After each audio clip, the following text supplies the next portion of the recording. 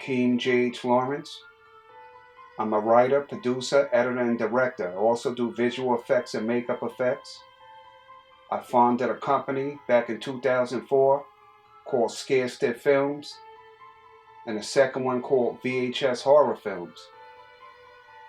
I made a movie back in 2004. It was a horror comedy entitled The Crate.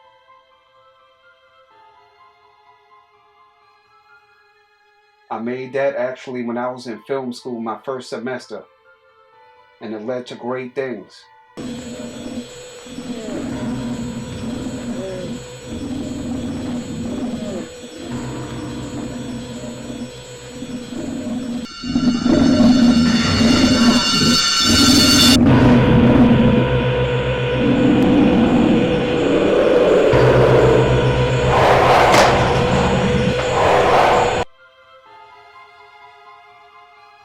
In 2006, I made a movie called Sinners, thanks to two investors who was also my godparents, Mr. Robert Rivera and Donna Gray.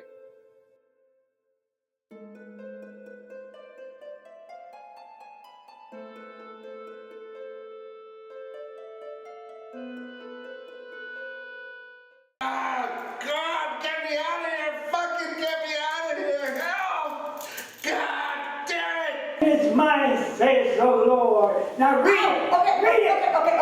Vengeance is mine, vengeance is mine, the Lord. But I don't think he's talking about unjustified vengeance. In 2006, I came up with a brilliant idea to make a horror anthology called Helltime Stories.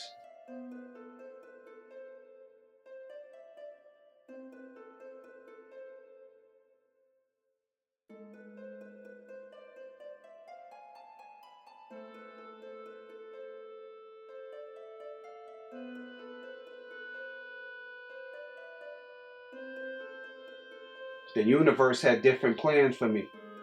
Each of these movies, The Farmhouse, Second Chance, Sarah and the Date, turned into individual movies with all great success. The first story I wrote for Helltime Stories, which turned into a Grindhouse feature accompanied by Grindhouse trailers, was The Farmhouse back in 2006.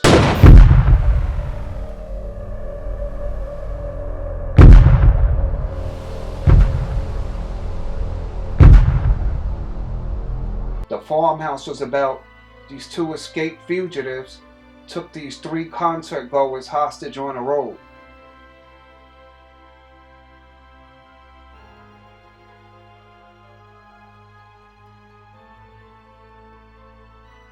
This was a brilliant idea, asshole. No escape vehicle, not a car for miles.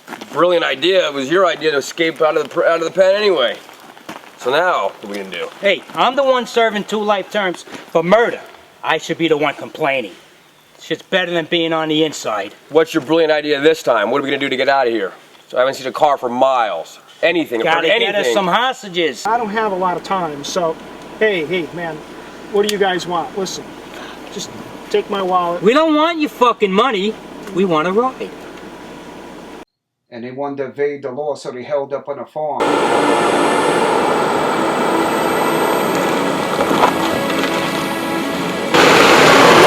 Right here.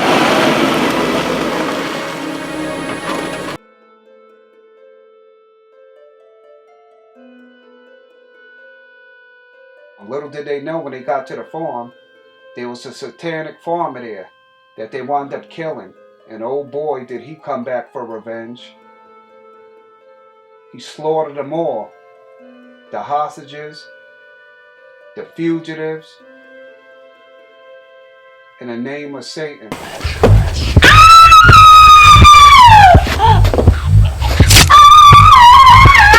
I hired Raymond A. Leone, who I met back in 2004. He played Mayor Winters in my movie The Crate.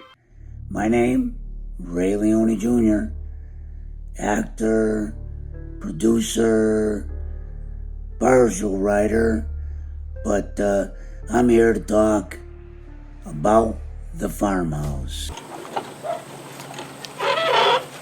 Whoa, watch it, old man. Put that thing down. What the hell are you doing on my property? The Farmhouse by Rakeem J.H. Lawrence. Underway for 2 convicted killers. The drama began this weekend when the Khans apparently used power tools to escape New York's Clinton Correctional Facility. I first met Jay, almost 20 years ago. And it was for an audition for a movie down in this basement in Harlem. Dirt floor, pipes, hissing, all this and that. Well, I got the part, but there was something about Jay, who was just in film school at the time still, that I knew there was something about this man that he's going to do big things. So eventually, a few years later, we got together and we did The Farmhouse. What a great actor. What a great guy. He also was assistant director. He also casted the picture. Farmhouse. Sidelines, you know. Here we are, the cast. Hey, what's up? Yeah, baby. It's great. We're gonna get you. Move over, Hey, not bitches. again. We're ready. Ooh, he's so sexy. Yeah. You must have him. Look at these girls. What are you camping out? They're like the movie stars waiting in the, waiting in the sideline. What's up here? Are we getting in the back seat of the car? Yeah. Now, according to this, them two are in the back. I'm the next Oh, that's right. Ian was driving, and why wouldn't there be one in the front though? Unless you put a Right. piece of luggage there or something. Are you chauffeuring us? Because why would there be 2 girls in the back? That's why I said it. You know? Keep your And One nobody. in the front, one keep your vehicle in the car for miles. Right? And then Jack, hey, what was your fucking idea to bust out? Yeah, it was your that idea. joint? At least you could have had a plan. You could have had a fucking plan. Right. And then I say, what brilliant plan do you have now? No. And then Riley goes, I was the one Well, I know that, right? with 2 lifetimes, and then you go, What? oh, hey, what brilliant plan do you have now? With some expression. I like that. Good call. Okay. Question. Now, I scouted the location in Connecticut and at the Olson farm, and it was pretty cool.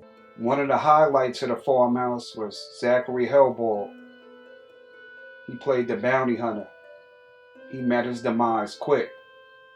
He was shot down by the 2 fugitives, Riley Dorison and Jack Stone.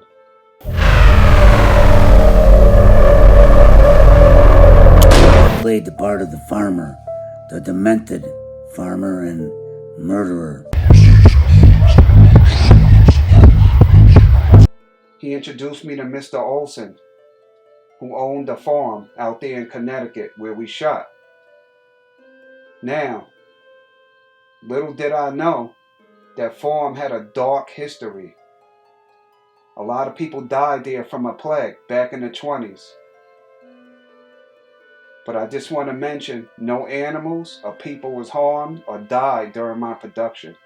We used the Olson farm, which was a real farm, by the way, and a story about that farm back in the turn of the last century, and the early part of it when they had the flu epidemic. A family on a farmhouse that was just up the property from us, same property, but just up from where we were, they all died of the flu. And then 2 neighborhood guys got together, and back then they figured they're gonna go ahead and burn the place down. So they did, and just a few months later, those 2 guys died. And that's a true story. But the farmhouse that we did is fictional story. So don't get them crossed. This doll right here, this was a satanic farmer's daughter's doll, hanging from the tree. What an eerie feeling it gave in the movie.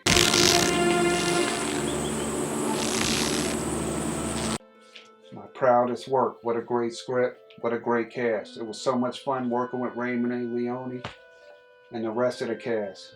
Everything went well. The weather cooperated.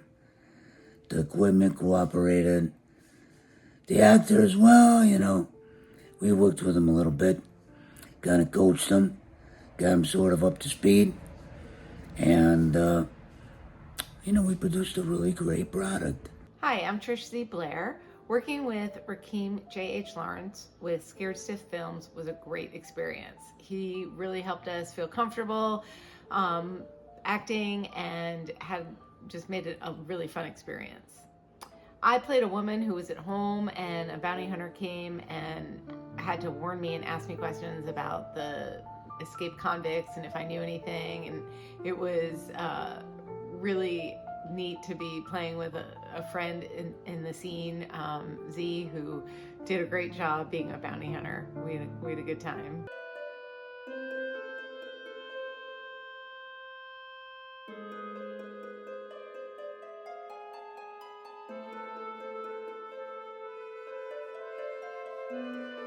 Oh, man. Wow. We have 2 fugitives escaping the county jail, and I was wondering if you've seen them. Ooh, let me take a look at that. No, can't say I have. Shooting in Connecticut was a lot of fun. We did it at our house, in the fields around our home, and our driveway, and the way Rakeem made the whole scene feel really creepy was so interesting when it's really just where we lived and didn't have that vibe at all. He captured this amazing creepiness in the woods. It was really cool. My favorite moment in the film was probably the end, towards the end, when the old man played by Ray Leone got out of the crate in slow motion and just came and attacked the convicts. It was just really well done by Ray's part, and the way Rakeem filled it in the slow motion and just made it really intense moment. Especially Mr. Greg Blair. What a performance he put on.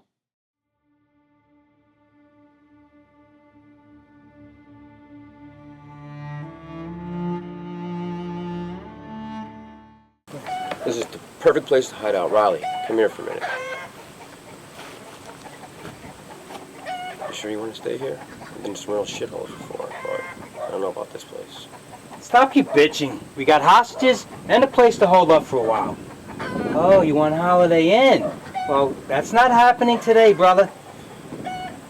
All right, so this place will do. This would be perfect. Okay, shitasses, this is what's up. We're gonna go inside this cozy little farmhouse and we're gonna make ourselves at home. In the morning, we're gonna take your car, and then you'll be free to go. Understand? Any problems? Mr. Greg Blair, what a great guy.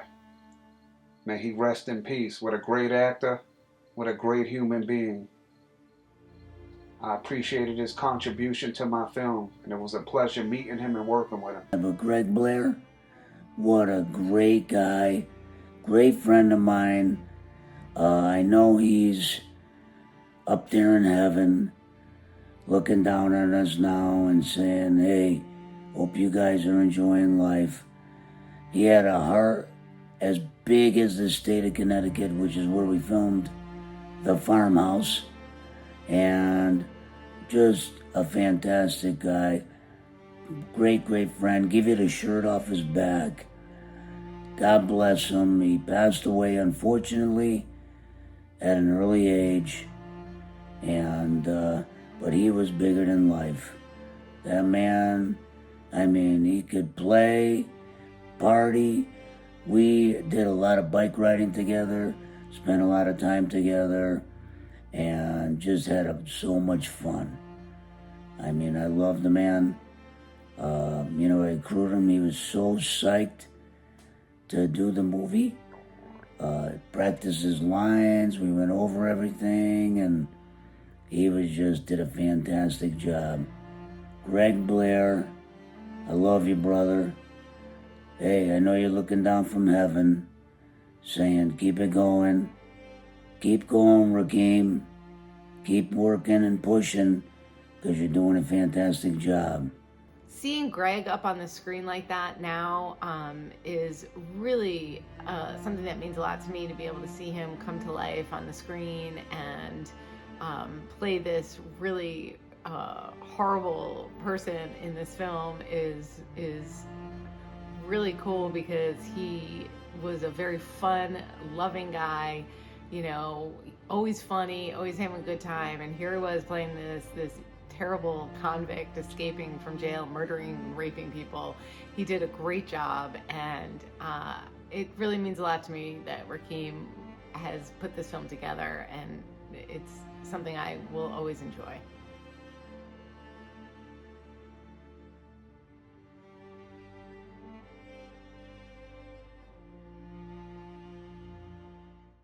Matthew Speck, Malaysia Tax, and Brittany Teleport, they did a great job too. Hey, single these guys. Are you fucking crazy? Don't pick them up. She's right, don't pick them up. I gotta get home. These guys will be alright. Relax, ladies. I have a bad feeling about this. I enjoyed working with them. Great acting, great chemistry together. So, when we were there was actual cows on the property.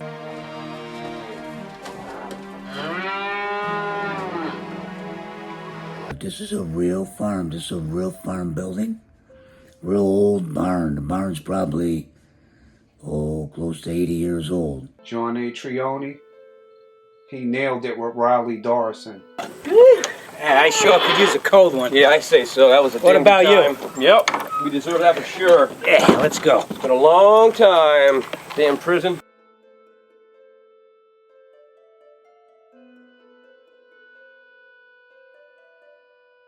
It took me a while to come up with the effects for the Farmhouse. You know, every great horror movie has to have some good deaths. You know, Jay did all the special effects, which came out fabulous.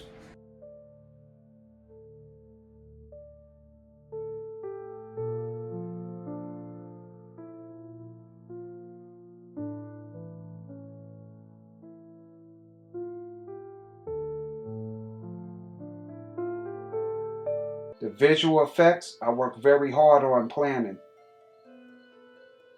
It wasn't easy pulling them off, but I got the job done.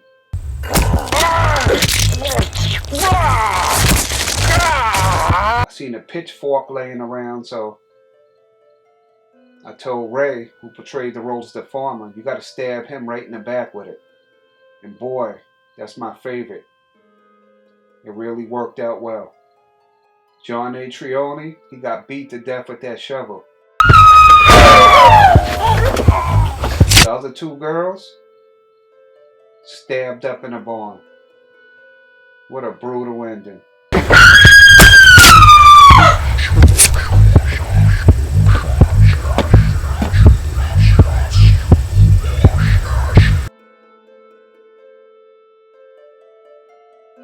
Now that we had a good movie, every good movie needs a good poster. I mean, I was stuck thinking about one, but then again, I remember the first time we went to the farm and I seen it from far away when we was driving there.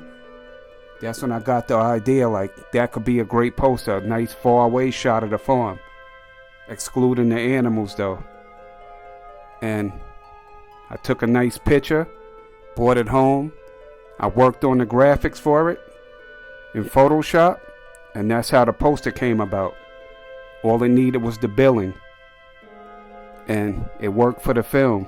It's sort of like a throwback 70s blend. The music, the special effects, everything. People love it. The Farmhouse, great movie, so check it out. I had so much fun making it. Never know, it might be a part 2.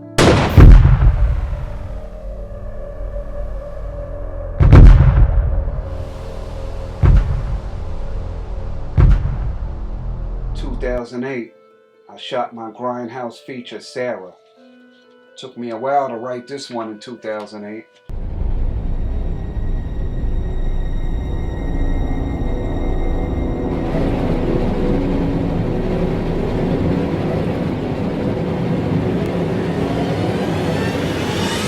I knew when I made this, I had to come up with a good cast. It was fun working with that cast too. Sarah was about a girl who was mistreated by her stepmoms.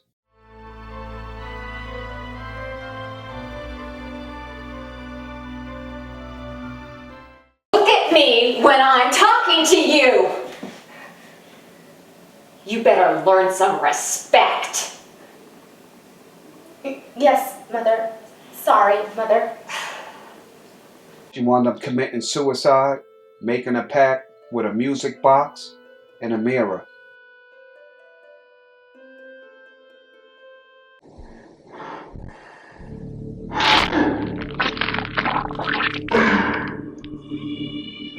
This group of kids get together in a party, and they awaken the local legend of Sarah, and all hell broke loose.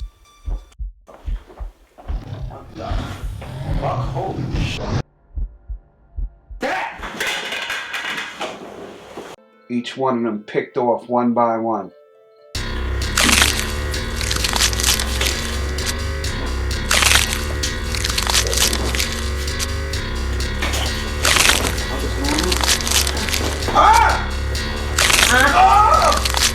It was one hell of a night. It was fun working with Joel Kano. What a great job he did. Especially with the superimposed shot when he's telling the legend of Sarah. So I couldn't take it anymore. She came home one day making a pact with the devil and offered herself through a suicide ritual. If you see Sarah in the mirror twice, you'll die. All of the cast brought something to the table, which made the short very good. Mary Garcia, what a great actress. She portrayed the role of Sarah's mother. I knew when I first met her, she was going to be a gem in the movie. She played a very abusive alcoholic who led Sarah to suicide. What a great job, Mary.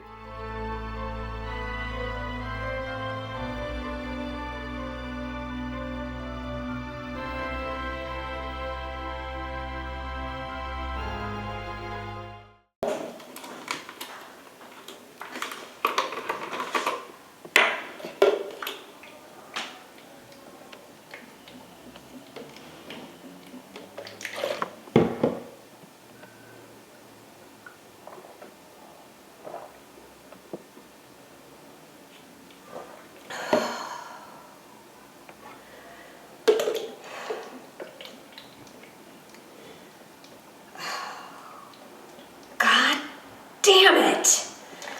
I thought I told that girl to do the dishes.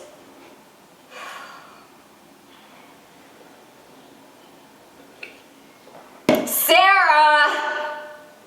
I told you to have the dishes washed before I got home.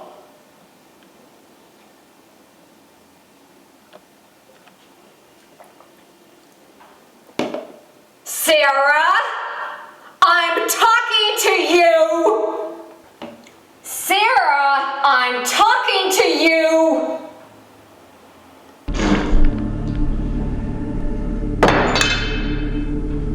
Daniel Christopher and Rebecca Newmar did great jobs too. They played a couple in there. Why don't we just stay in here? I got beers, I got weed. Let's just hang out in there. I got TVs in there. Please do I want to watch TV.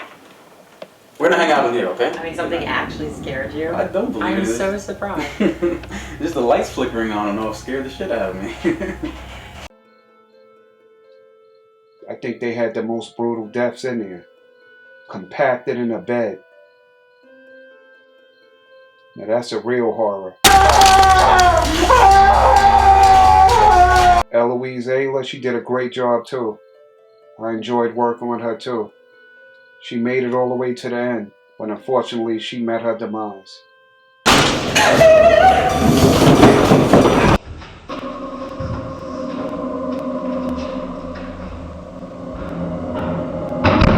Joanna Corbello did a great job portraying the role of Sarah. I remember when I first met her, when I auditioned her, I knew she was the one for the part.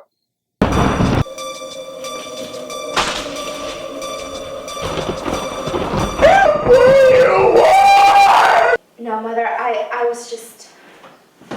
Look at me. You freak.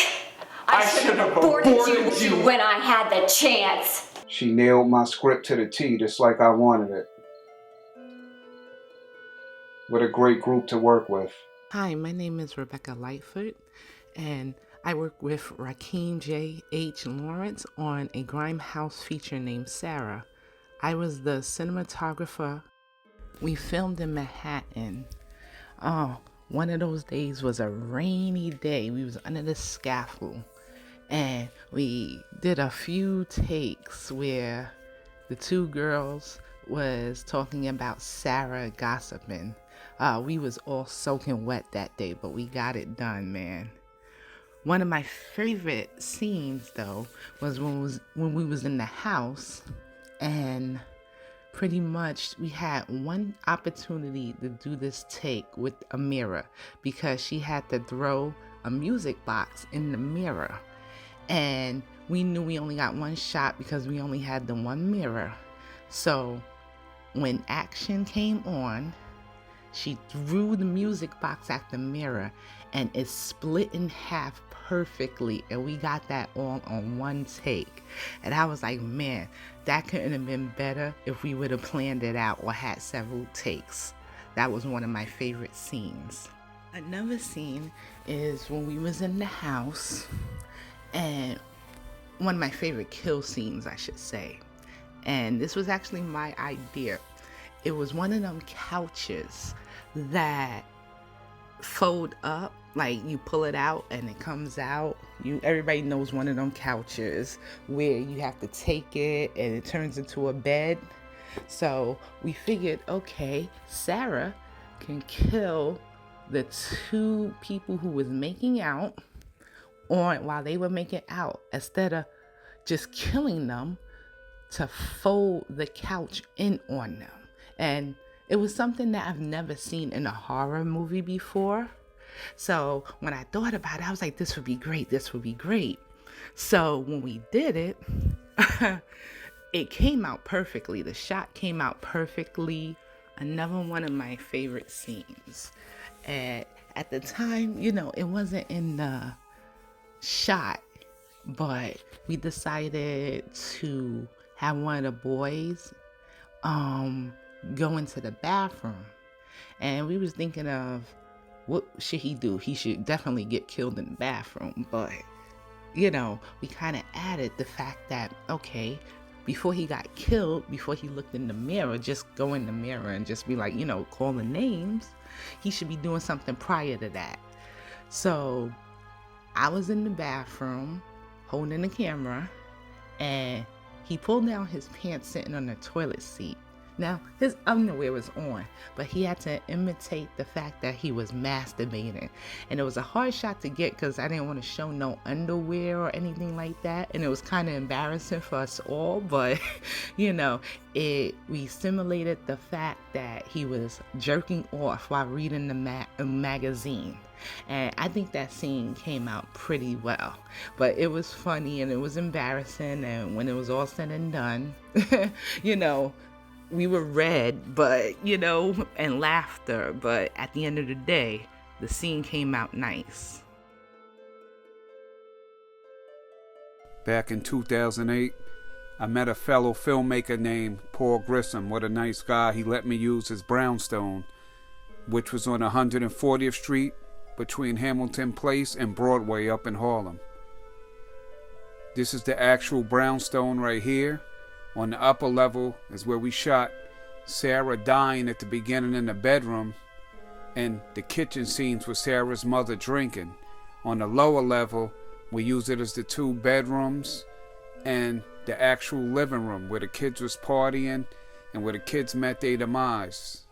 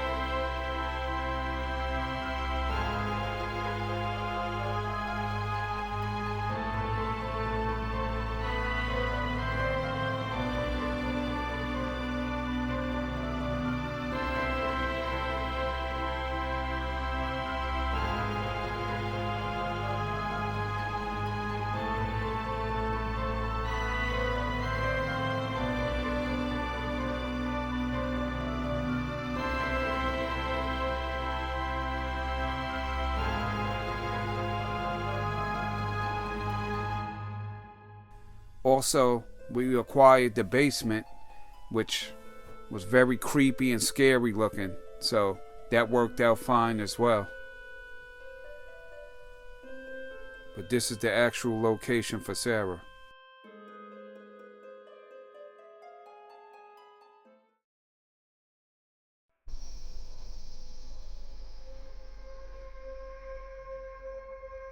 I wanted to come up with some pretty good makeup effects for Sarah, so I kept it basic.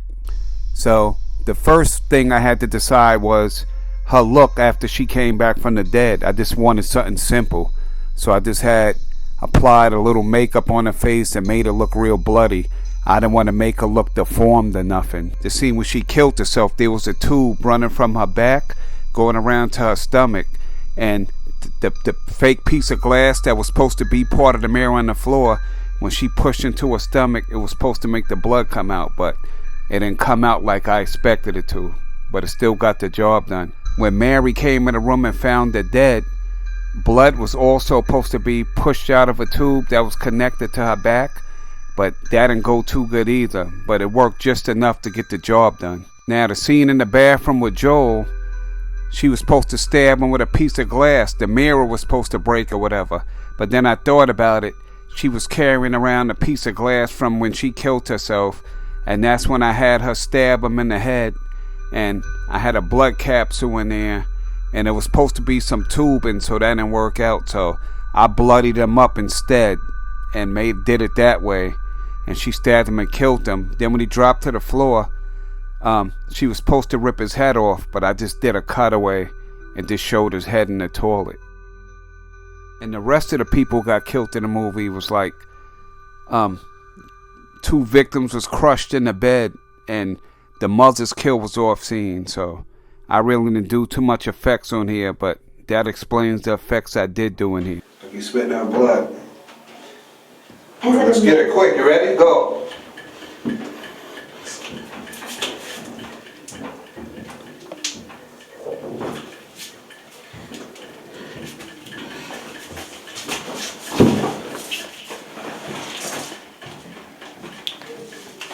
Cut. Okay. When I was growing up, I rented a lot of movies from the mom and pop's video stores back in the 80s.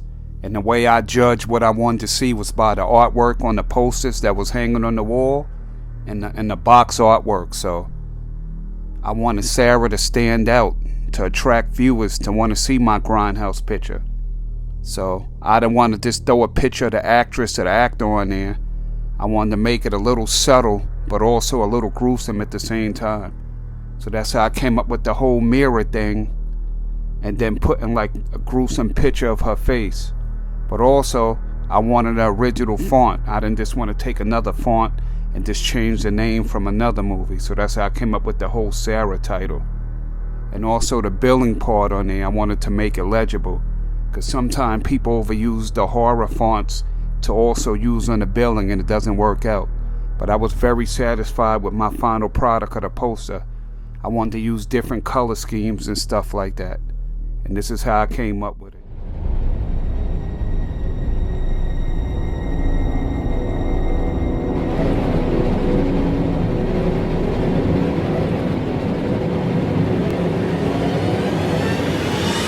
Next story that turned into a full-length feature was The Date.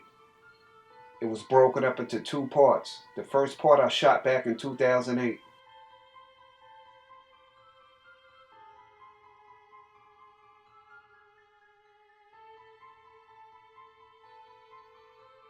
The Date was shot in Queens, New York, and some in Long Island. Also shot some in Manhattan. We was all over the place shooting with that one.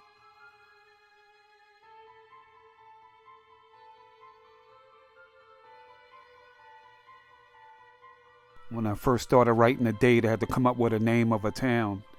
It was a small town setting, so I came up with the name Walker Valley and went with the story.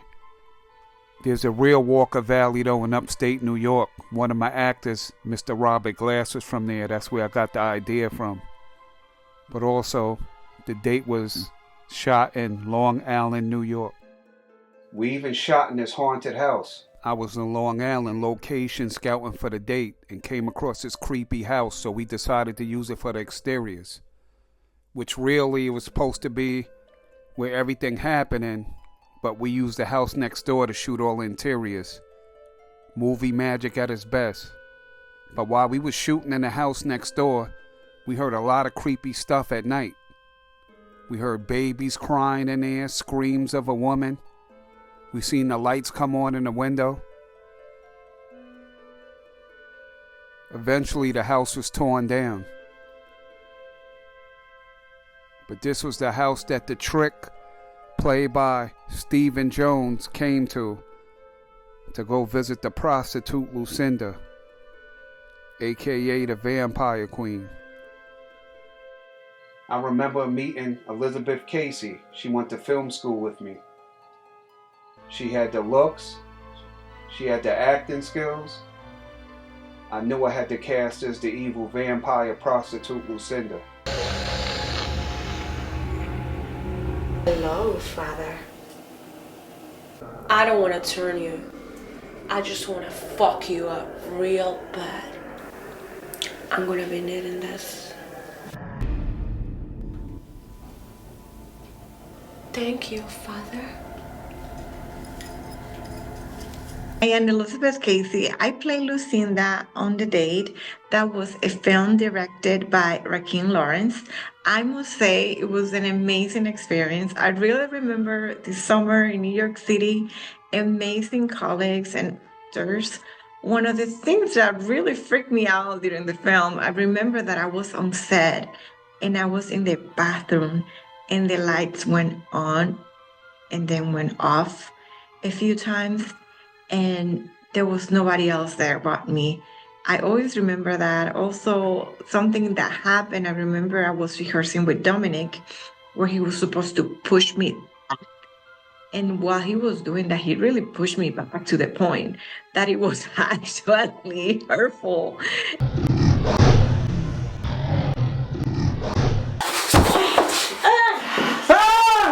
It did get a little creepy at some point. We were, if I'm not mistaken, in Long Island. It was like this random house, super spooky house. And one of the scenes, like, I was in the bathroom, like I was offset, I was in the bathroom, I was the only person there.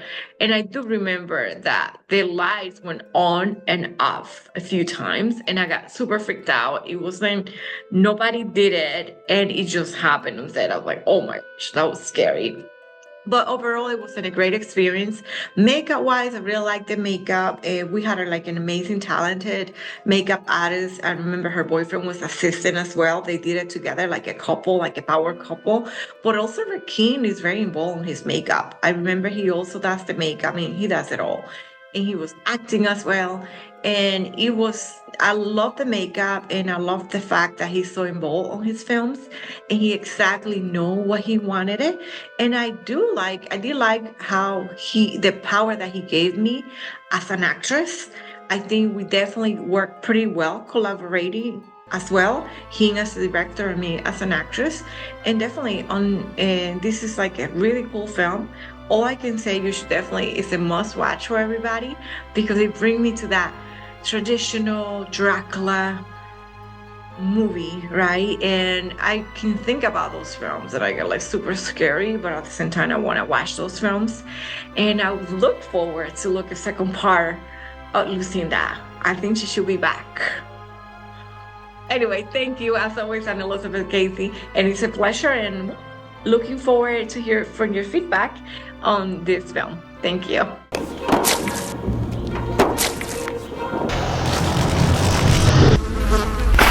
My name is Elizabeth, but actually my character in the Hell story is Lucinda. She's a 750 years old vampire, and she's in a 20-year-old body, and she's a vampire hooker, and she needs blood, and she's killing everybody around. So it's a really interesting story. I hope guys you like it, and give us your feedback.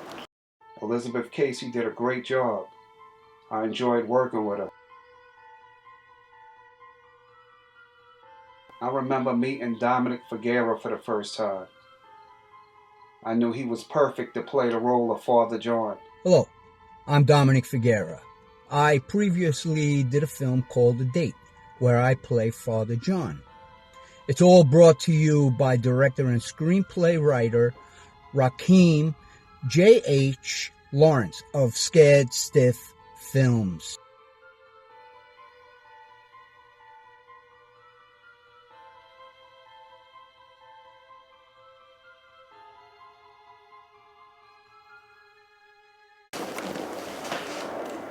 How'd you get in my house?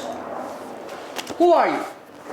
Just what do you want from me? Talk a little bit about the battle of good and evil. As we know from the beginning of time, good and evil have been rivals, and they'll continue to be rivals. But we all know the truth is that good shall prevail. In The Date, evil ravages mankind.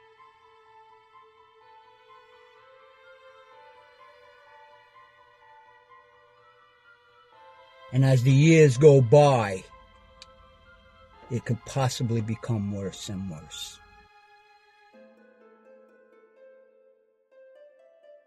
I'd like to touch the tip of the iceberg concerning the FX makeup and the location.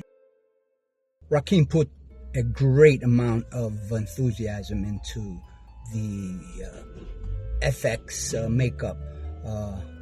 The bites, for instance, look so authentic, and among the other FX makeup he's done.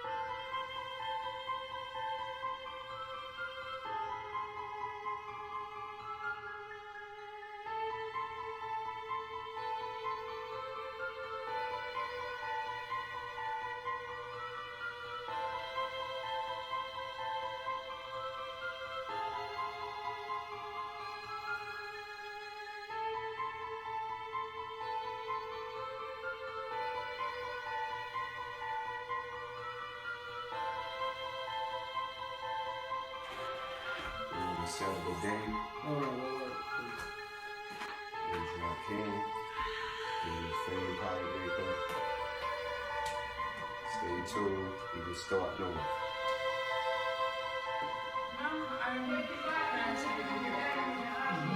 Working with Seth, making up some vampires. What's up, Zebra? Today's film we're shooting is The Date. My role is Father Johnson. We're at the steps of Notre Dame Church here on Morningside. And we're shooting some scenes inside the church and out front. The director is Rakeem J.H. Lawrence, director and CEO. My role is to bring down Lucinda, the vampire. As you can see, today's a beautiful day, and we've been rolling for the last couple of hours.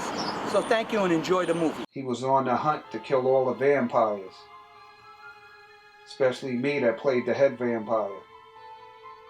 My favorite memories with him was in a cemetery when he tried to hunt us down and we invited him to the lair. If you ever want to see your precious vampire slayer Van Helsing again, come to 115, 135 Walker Place. Preacher man, come along. I remember casting Mr. Stephen Ray Jones.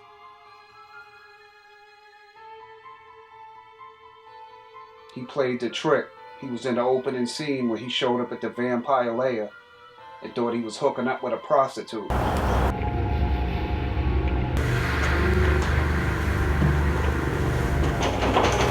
Getting so soon? Scared the shit out of me. That's where he met his demise. What the fuck, you bitch? You bit me. The fuck are you? What the hell are you?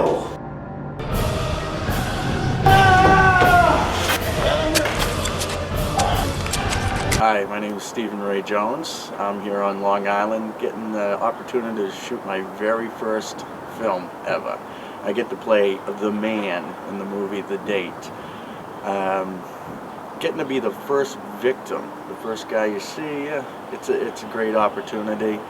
I get to be that guy, a cheese bag, which isn't much of a stretch for me. For most people who know me, they might say that, but I am a nice guy.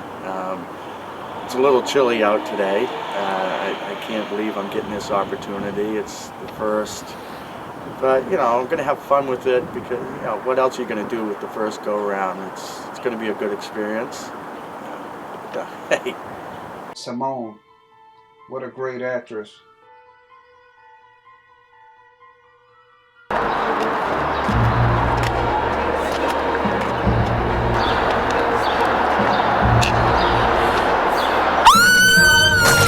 She was one of my most proud visual effects I used in a movie. Father John stabbed her with a stake. She evaporated into thin air. One of the vampires, Simone Z. Amazing. Asian vampire, spoke Chinese. Did a great part. And again, the FX makeup and the location and of course the special effects, me stabbing her with a stake and her disappearing in flames was paramount. I mean, it was excellent. Yes, very good.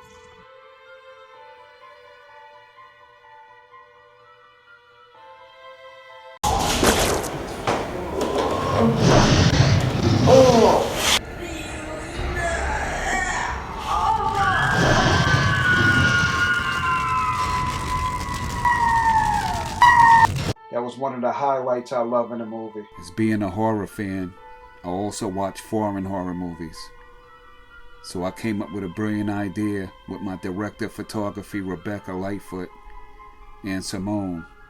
She spoke Mandarin, so I said, let's do some subtitles in this scene with you right before you get slaughtered and killed.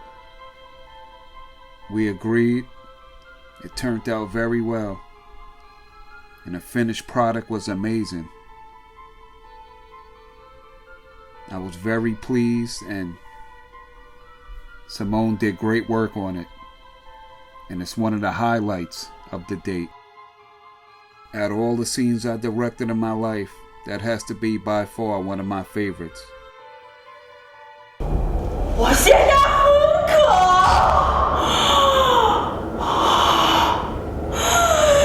你还为什么不离远了？ I remember meeting Mr. Robert Glass. He took on the role of executive producer. He also played Father Jebediah Grissom. Hello to all the date fans and fellow actors, actresses. My name is Robert Glass. I'm glad I can do this for Rakeem. Great young man when I first met him. He was a college student down in the city, and he was looking for an older gentleman to play a Catholic priest, which I did. I had to borrow a collar from a friend of mine who was a pastor. The scene that he's showing you is in front of a church down in New York City, and we kind of went in there on a Saturday afternoon when people are going in and out for devotionals and prayer, and I even think confession. John, ever since the death of your father, you've been having some hard times. Maybe you should seek some other type of counsel. And he filmed it in between all that commotion and city noise. Father John, what's going on? What's the matter? So in the movie The Date, I played Father Jebediah Grissom. Might get the flesh, but the soul belongs to the Lord. For God so loved the world, he gave his only begotten Son, that whosoever shall believe in him shall not perish, but have eternal life. Stop! You shall not win. The battle has been won. It's been finished on the cross. You will lose. What was interesting about the part is I'm not very good at remembering lines, but Rakeem gave me the option and he let me kind of wing it here and there. And I tried to play it from the heart and what he was looking for within his movie. What happened, Father Grissom? It was a girl. She did this to me. I'm gonna be needing this. The date is quite phenomenal. Father, help me. I'll be right over there. Help. Working with Rakeem was easy. As far as me being in movies, I've never been in one before. And he showed me where to stand, what to say, how to move, retakes and all that. Was all an education for me. The interesting thing about being on the street with the other actor, Father John Dominic. The scene they had together was at the Notre Dame Church. God only knows. I'm still trying to figure that out. Once I got those two together, their energies fed off of each other. Because he's so good at editing and he knows his craft in film, that it was a pleasure to have met Rakeem, and it was a pleasure to have helped him develop this movie. And I look forward to seeing him prosper more and more in his endeavor and his passion for movies.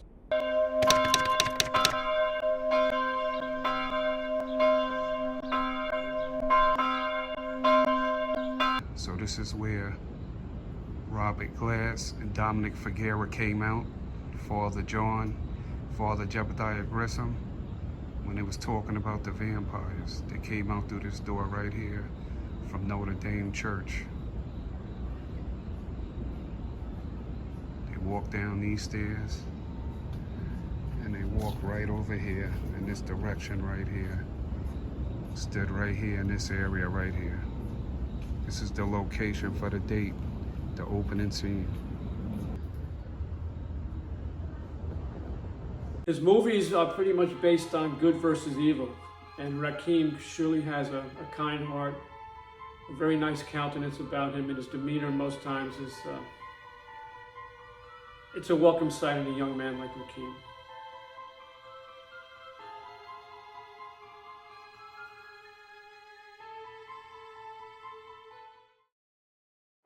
With producer, director, writer, Rakeem J.H. Lawrence. My name is Bob Glass. I play a part called Father Jebediah Grissom. And I don't make make it too far into the movie, there's a better father actor than I am present. He makes it through the movie more than I am. It's a great movie. It has to do with the present day genre of vampires, and I think there's a lot of blood in this movie. Hopefully it's none of mine. If you get a chance, come out, see the movie. Give your support to J.H. Lawrence and his company, and we thank you. Genevieve Joy, she played a vampire victim. Hi, I am Genevieve Joy, one of the stars of Helltime Stories film The Date.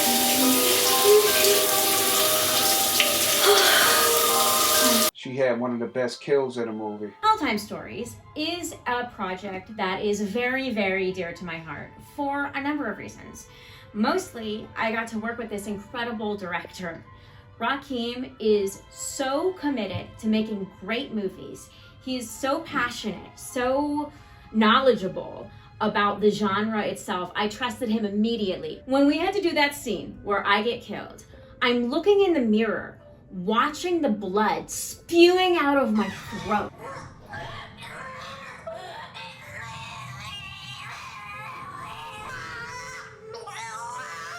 That mirror scene stands out to today. It brought the audience on board with the victim's point of view in a totally unique way. They got to experience that what the fuck moment. And then of course the camera turns and we see the vampire having her way with me and I'm all so fun. It was just so cool. And I learned so much and I am forever grateful. What a great actress.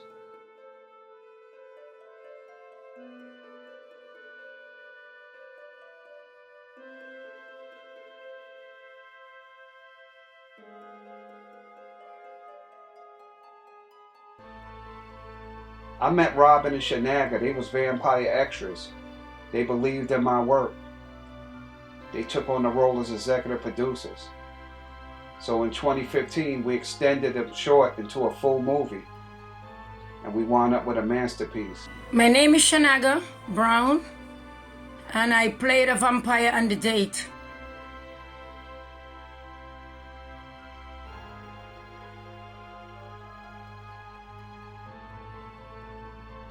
What an experience. Rakeem, thank you for the experience. Great storytelling. You're a great writer.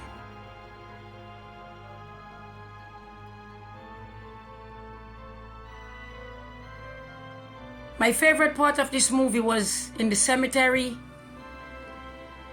with the priest.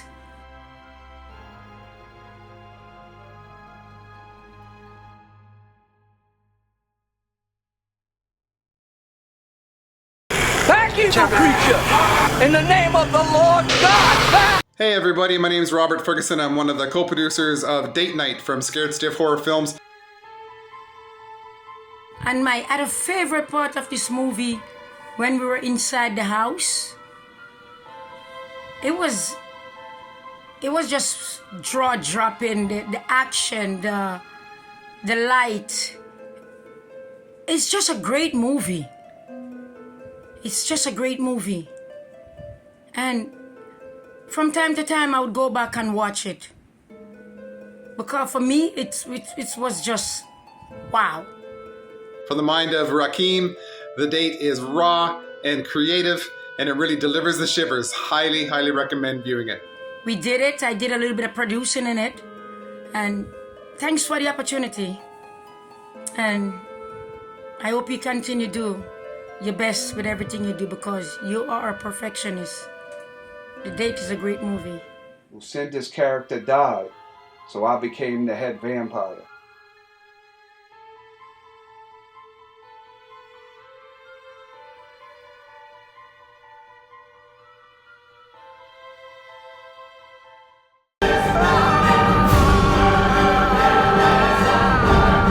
I decided to play the Vampire King because I wrote the movie, so I knew I would nail the role.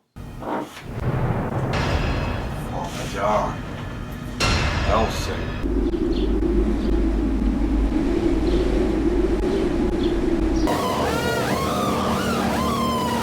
I'm a vampire.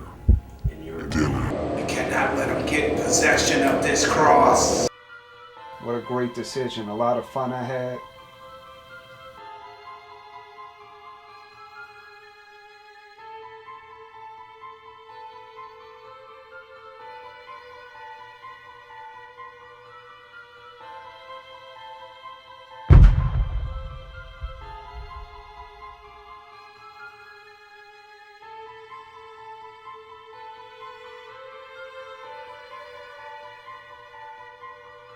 Wasn't even hard being director and actor.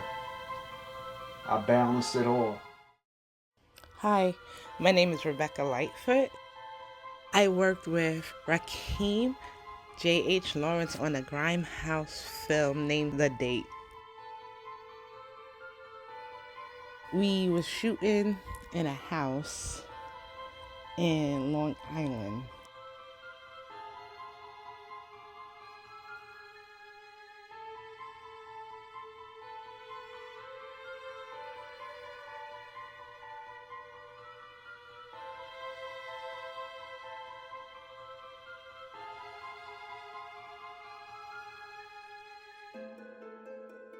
It was a long weekend, and across the street from the house we were shooting, it was an abandoned house.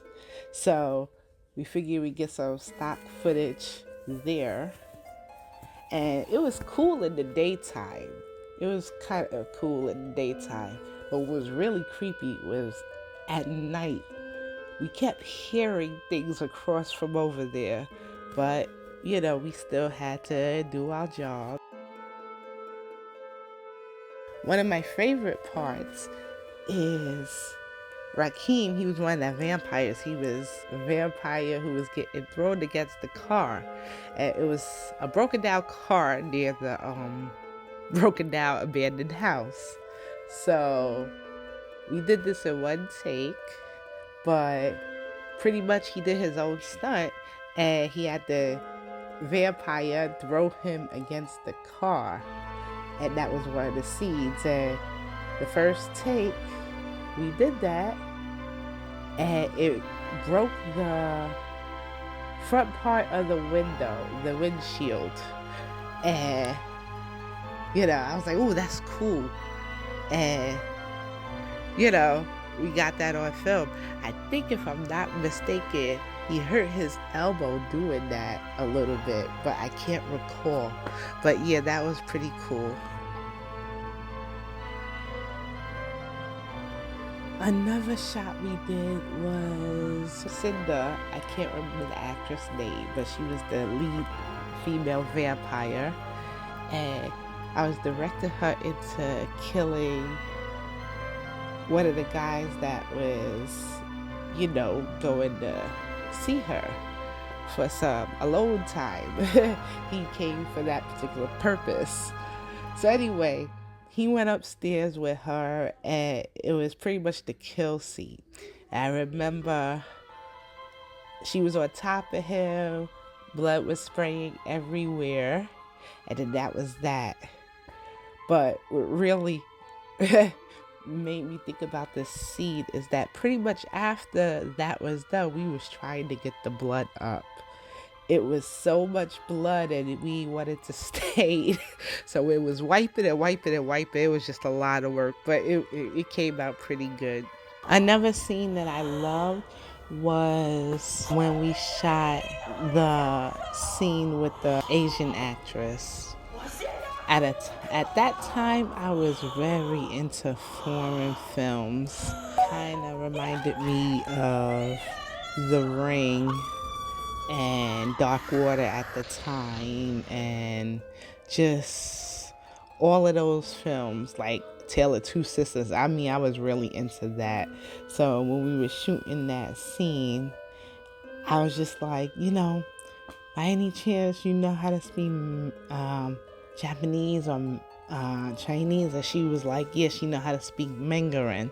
So she did that, and that came out really lovely. And it just brought me to a time where that'd be perfect. We could put subtitles in, you know? So it was just like I said, I was really into The Ring, The Grudge, Tale from Two Sisters. I can name a bunch of Asian flicks. So I was so happy to get that into the movie. And it looked nice. As you know, when it got dark out there, it was pitch dark. And we wanted to really finish up. And the thing about it is that pretty much we all spent the night in that house and there was no furniture. So it was cold. If I'm not mistaken, I do believe it was chilly even though it was summertime. And there was no furniture. But it's not like we got much sleep anyway, because we were shooting pretty much during the night, And the funny thing about it is that the darker it got, the later it got, the more spooky sounds we heard from that house, that abandoned house. And that was kind of creepy. I was just like, we're filming a horror film. I hope we don't get murdered. For the most part, it was really fun. I enjoyed that. And, it was a straight shoot. So, we all spent the night over there. We filmed until we was pretty much done with our scenes.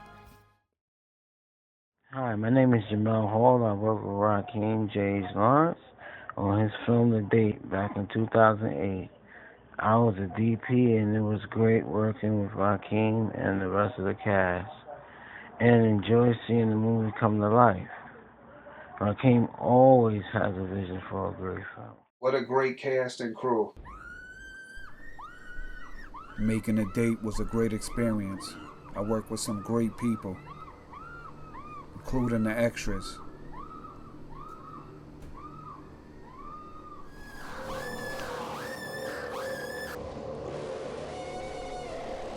I hired some extras to be some vampire victims. So I made sure it was real bloody and gory. Turned out pretty well. I was very happy and pleased. The extras did great work.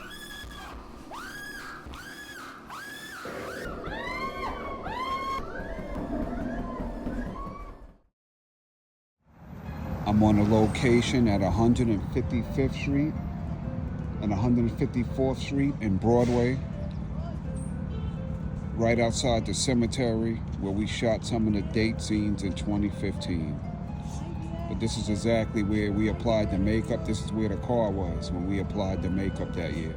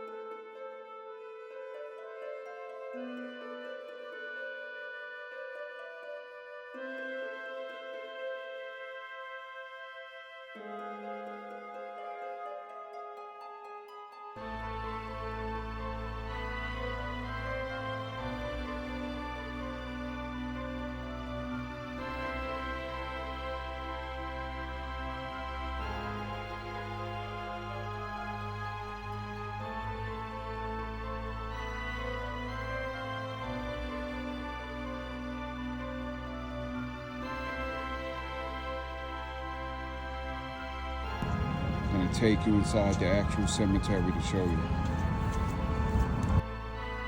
This is the filming location where we shot the cemetery scenes in A Date on 154th Street and 155th Street in Broadway in Harlem and Washington Heights, New York. Trinity Church, Cemetery, and Mausoleum. Let's go inside and see where we shot.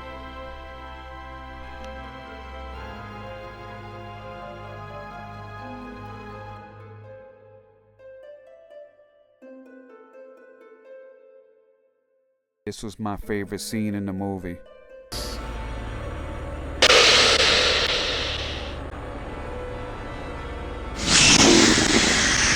But we killed you!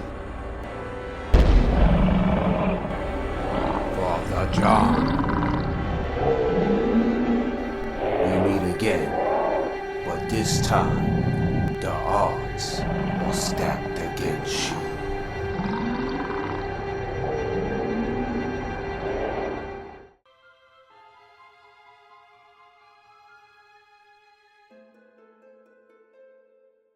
Everything turned out well that day.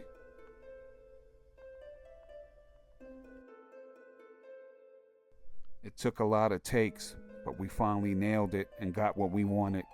We got some great results. And when the final product came out, I was very pleased.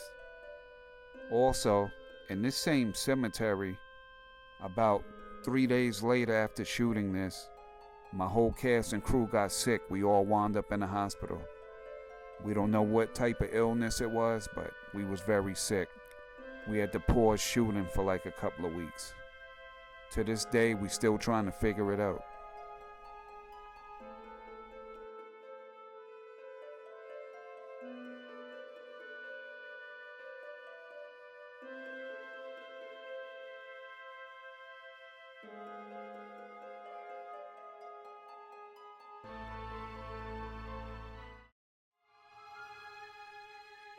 I need to come up with a good poster for the date.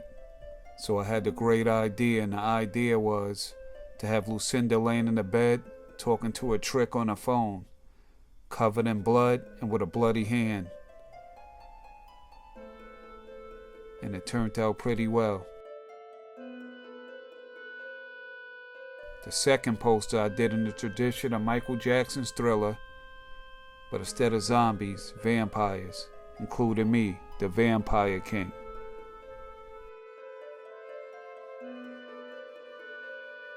Third post, I just had Lucinda standing there with blood dripping from her mouth, like she just drank from a victim. I was very happy with the results, and it turned out pretty well. That's how the posters came about.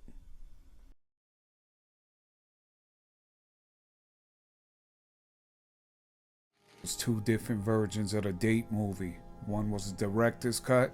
The ending was different, where everybody was vampires that was turned. And then you had the producer's cut. That was a totally different movie, all around different scenes, cut differently, which had the ending with Father John being turned into a vampire. So that's the difference between the two movies. There was only one toy made from the Date. It was the action figure of my character, the Vampire King.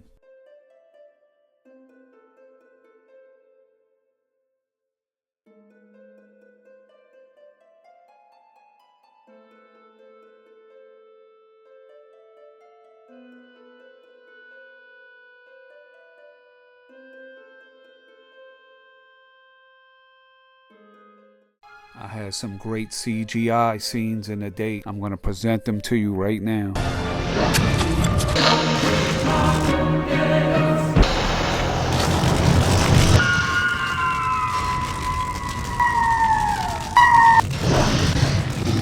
In the name of the Father, and of the Son, and of the Holy Spirit. Back, evil creature! In the name of the Lord God, back!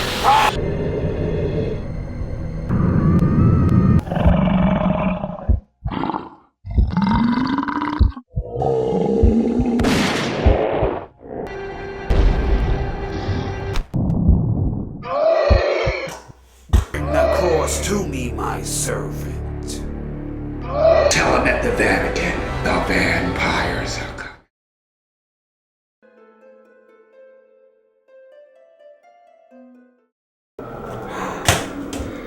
You're not gonna survive the darkness.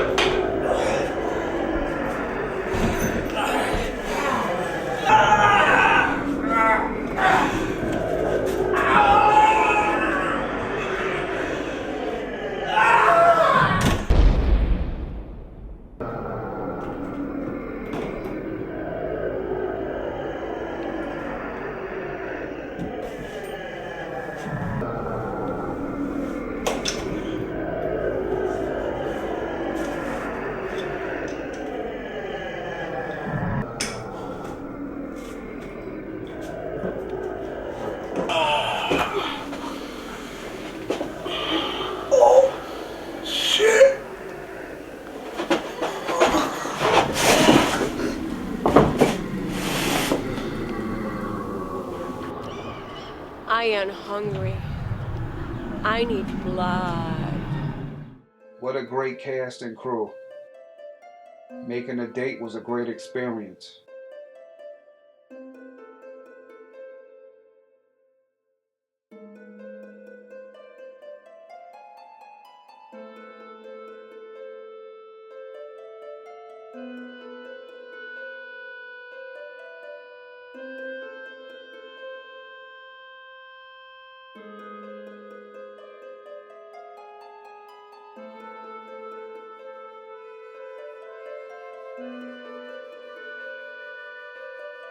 I got together with William Chitsey, better known as Bill. In 2019, we sat down and we planned out Second Chance. Second Chance is a movie about a Christian town who was overran by a cult. They wanted to kill a holy man and a virgin to bring back Satan. Very satanic, very evil subjects in there. When I was writing Second Chance, I had to come up with a name of a small town. Gray Valley came to mind. And in every horror movie, you got a nice town sign to start the movie off. So I got that sign designed and it turned out pretty well. We shot Second Chance in Pennsylvania and upstate. The first person I casted was Mr. Harvey Kaufman, who played Sheriff Wilson. What a sense of humor Harvey had. He nailed his role. Hello, my name is Harvey Kaufman. I play Sheriff Wilson in Second Chance. You'd be sure to lock up tight tonight. The attic, windows, doors, garage, and basement, all that. Now, if you hear or see anything suspicious, don't hesitate to call the station. Second Chance was a very interesting film. I like my character a lot, but too bad he got killed. And everybody got killed in that film, practically. And we had a lot of fun, although it was hard work also. What a sense of humor Harvey had. He nailed his role. It's way too early for this shit. I want you out by tonight, you damn bastards. You pieces of shit. I like working with Rakeem Lawrence because he gave us a lot of freedom, but not to change the script too much. Just maybe a little here or there, or maybe just a little hint on how to say something, or maybe if you want to change something, as long as it made sense. What a great guy, what a great actor. He mixed seriousness with sense of humor as I planned in my script. He executed it to the T. Jason Buffle, what a great actor he was. Hi, I'm Jason Buffle, and I played Daniel Rogers in Second Chance, which was directed by Rakeem J.H. Lawrence. Just going right over there. I'll be back. Wait here. Just wait here. No, I'll just be going right over there. No, don't go. Don't go. If you're not back, I'm gonna come look for you. Please. Don't go. Where's your face? My character was a religious guy who wandered into the woods, and I got killed off by T. James Glenn, who also was the stunt coordinator. And later on, I come back for some revenge of my own. And that was a lot of fun. We started in 2019, actually, shot in Holmesdale, Pennsylvania. And that was over the course of a few days through weekends. And it was around April, I would say, so it would still be decent sometimes outside, but we ran into the bad luck of having lousy weather the opening day, so all we could do was shoot interiors. And at night, it got cold. So you're dealing with the elements, and it was most of the actors. This was the time that I think most of us were all together. So we all got to know each other a little bit because we were staying in two separate houses. So there's a little bit of bonding. Some bonded more than others. And we started shooting again. That ended in 2019. Some reshoots that was supposed to happen in 2020 didn't happen, and everything was shut down. And 2021, we went to Ferndale, New York to do some finishing touches. And that was my scene with the woman who plays my wife. We killed a police officer. I think a couple of other murders were reshot. And that was around Easter time also, and it was about 30 degrees outside. So in between takes, you're throwing on your coat and trying not to freeze to death. But it worked out for the best, and I think that we got everything that we needed. You just should have joined us. The makeup effects were pretty good for a small independent film. Gabrielle Rowland, I think, was the person who did it, and she had this prosthetic that they put on my neck after I got my throat cut, and a lot of fake blood all over me. That was a lot of fun. And that was the first part of my involvement back in 2019. So Rakeem did the effects when I came back in 2021. And we had, prosthetics. There was a pentagram that went on my head and a bunch of fake blood. There's a scene where I get shot in the head, so he had to make a bullet hole. And we had, I don't know if it turned out that you could see it, like these disgusting teeth, but they kept falling out. It was hard for me to talk with them. Then there was the body that hung on a tree that was dismembered. That was another one. And an interesting thing about the makeup was that we shot late into the day and we had a hard out. They had to return a vehicle or something. And I commute back from the city and I have to get on the subway. And unfortunately, I couldn't get all of the makeup off of me when we left location. So I'm sitting on the subway and half of my face is still covered in scratches and fake blood. And I'm just sitting there reading a book. And out of nowhere, there's two girls I noticed staring at me. And after about 2 or 3 stops, one of them comes over to me with baby wipes and tells me, this isn't gonna sting. I'm so sorry that happened. And then I had to explain, no. This was part of a film shoot. I'm okay. You may not realize, because my face was covered at the time, I also played one of the cult members.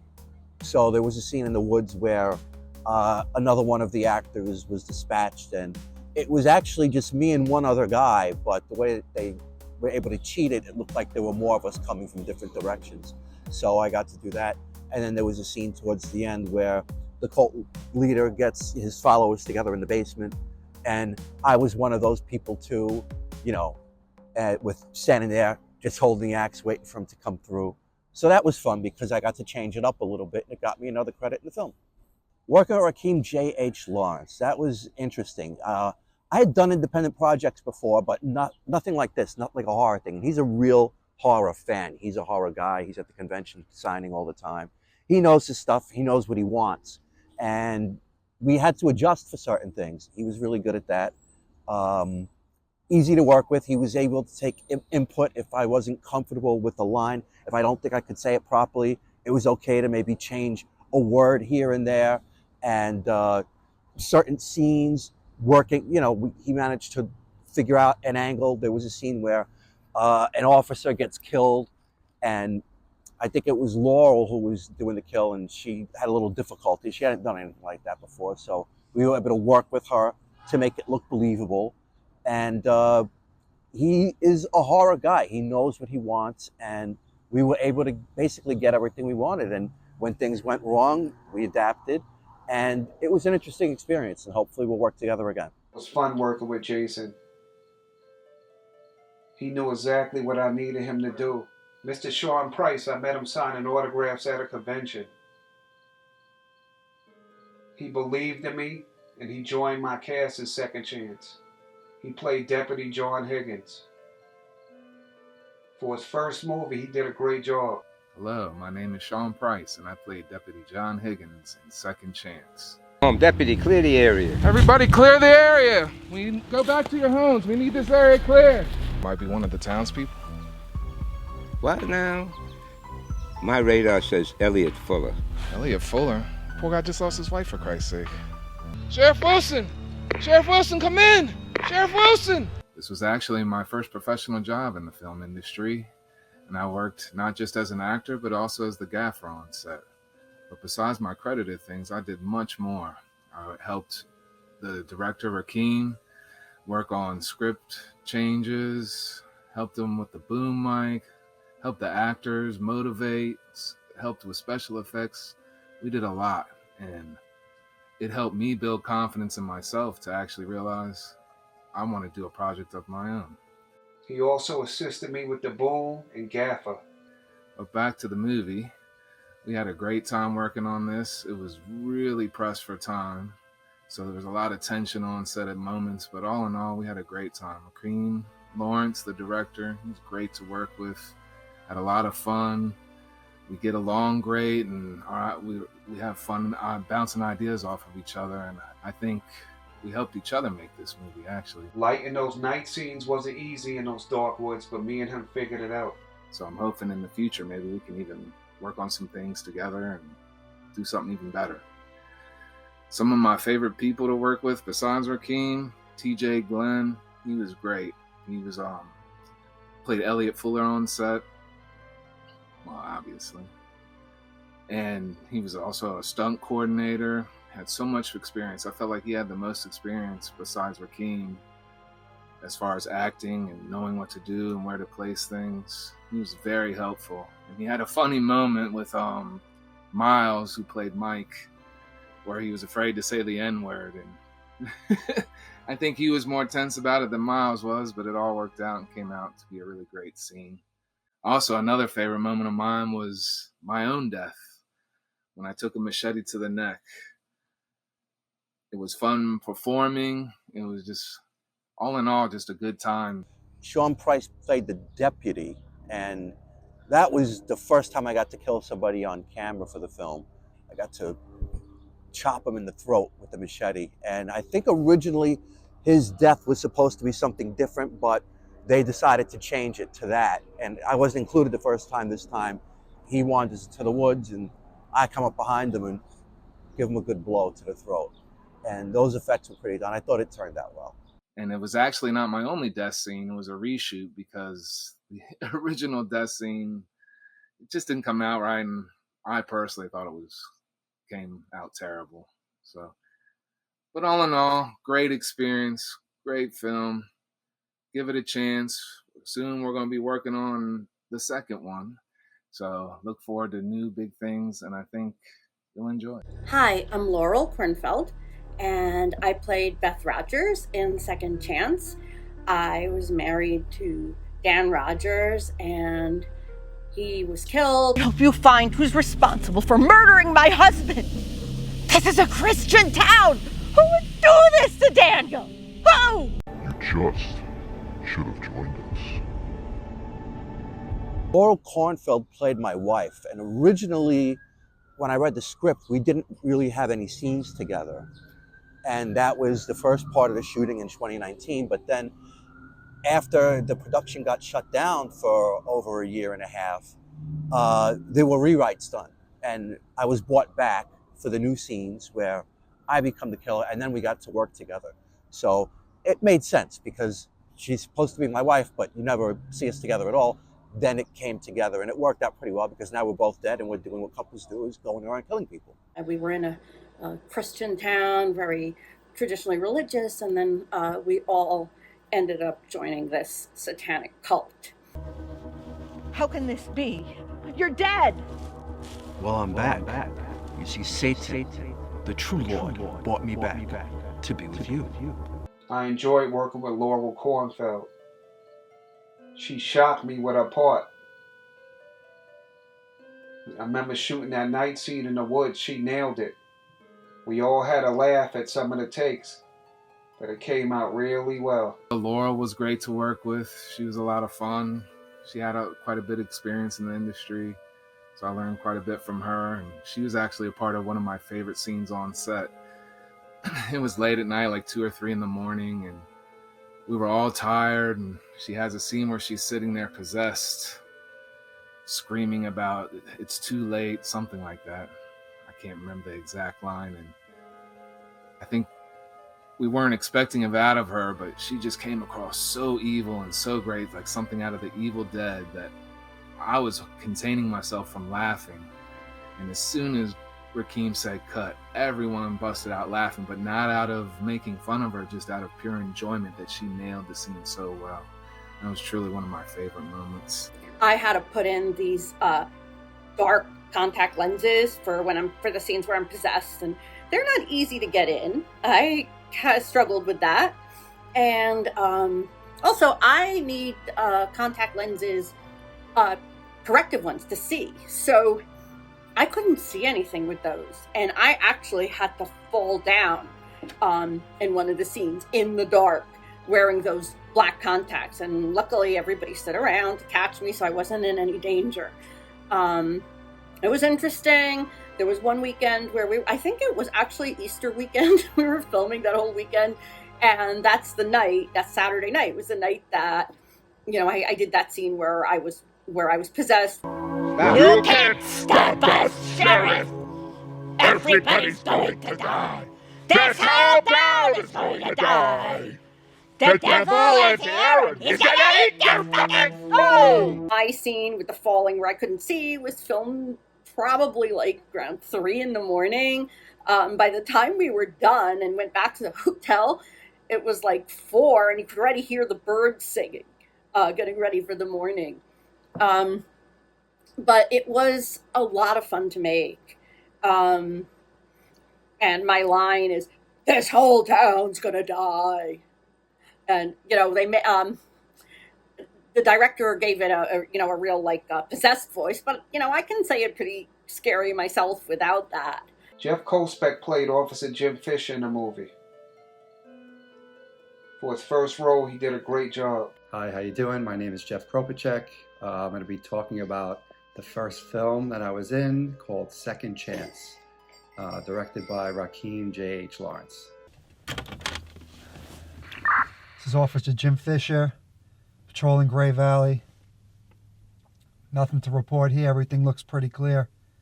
We got to catch this bastard. God help them if I come across the sickos.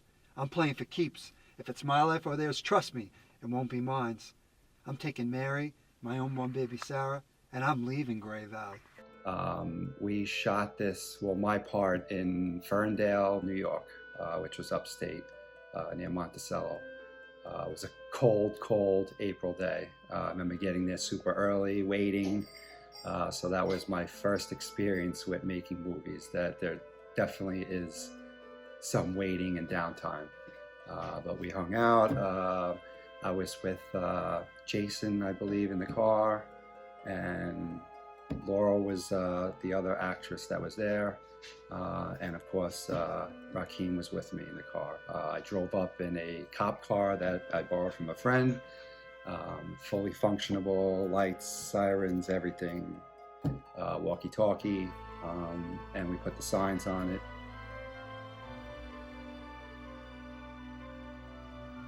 Like I said, we waited for everyone to get there, and then we started shooting our scenes.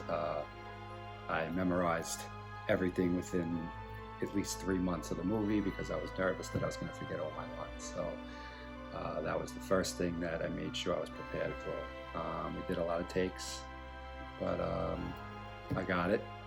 And instead of just kind of hanging out in between the takes or after my parts were done, I told Rakeem that I wanted to be a part of the film and, kind of help out with the boom and do some of the other stuff, just to see what goes on in filmmaking, which is really cool. I got to see the makeup being applied, the special effects, working with the blood, the toxic and the edible.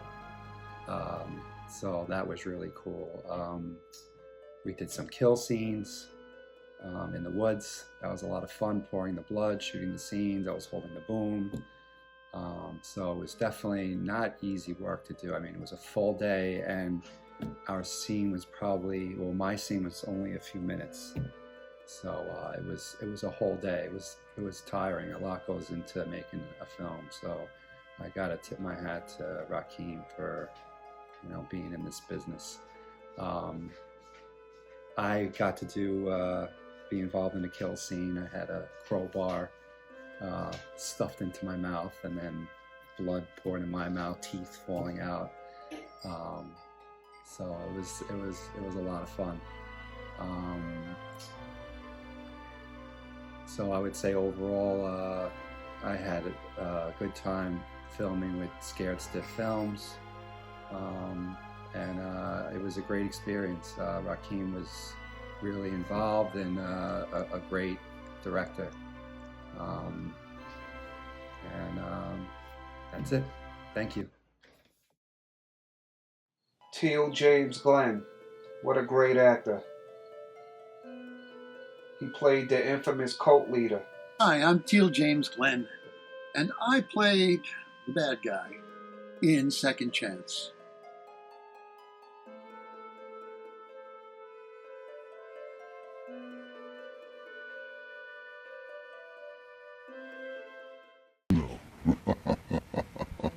All we want is the soul and blood of a virgin. It's for a very important cause. We searched a long time for someone like you. Think I'm afraid to die? My master Satan will take care of me. My soul is owned and claimed by him. I will live forever. Played the nice father and evil cult leader. And I gotta say, it was a great experience. We worked really hard for those 6 days that we were on set. They shot a couple days afterwards for effects, but I was only there 6 days. But we worked. Rakeem worked as hard. I have to say, it was a great experience because I was really well supported. Skylar Dawn, who stepped up to take over the female lead on like 15 minutes notice, was phenomenal to work with. And my son, who played it, Chris was really good to work off of. Everybody was. They fed back into me, and of course, no actor works alone, so it was good. And there were a couple of moments that were fun. There was a particular scene that he didn't feel comfortable shooting. But he did it for me, he did it for the sake of the movie. Just before I got to get in a scene where I was supposed to dress down my son's best friend and get him to turn on my son, director pulls me to the side and says, I know it's not in the script, but I really want you to pull out, go ghetto on it. I want you to use the N-word and really, and I'm like, oh man. So I bucked it up and got in the car, and first time we ran the scene, I thought the guy in the car was gonna because he wasn't expecting that because it wasn't exactly in the script. So his reaction was pretty genuine. I'm a big guy, so trapped in a car with me, I'm sure he's worried that this actor's just gone nuts. But it was a delight to work with. A favor? Yeah. I want you to talk to that girl that Brad's been dating, Jenny Parker. He's been parading all around town with that damn whore. It's got to stop. That's where you come in. Well, I mean, what do you want me to do? I mean, Brad's my friend. I can't just go. Now, listen, and listen good, you little piece of shit nigger. Fuck! I seen you all around town, drinking and smoking. I never said a damn thing to that town whore mother of yours.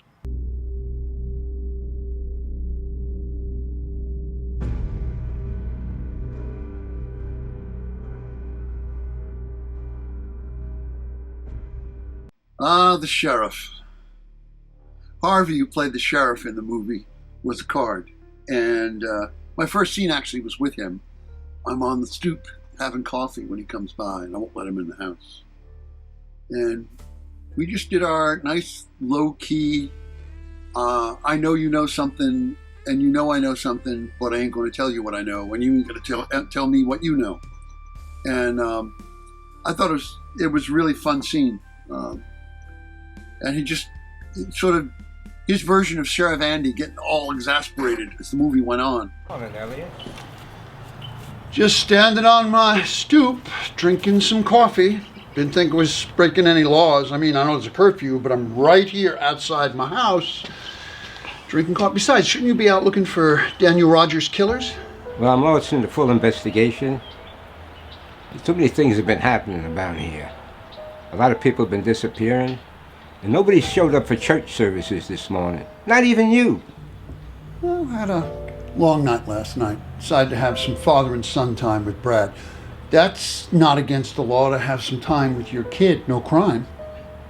He also was a stunt coordinator in there. Rakeem asked me my favorite kills in the movie. I was a stunt coordinator and stuntman for many, many years. So I was able to sort of arrange my own murders that I permit occur in the movie.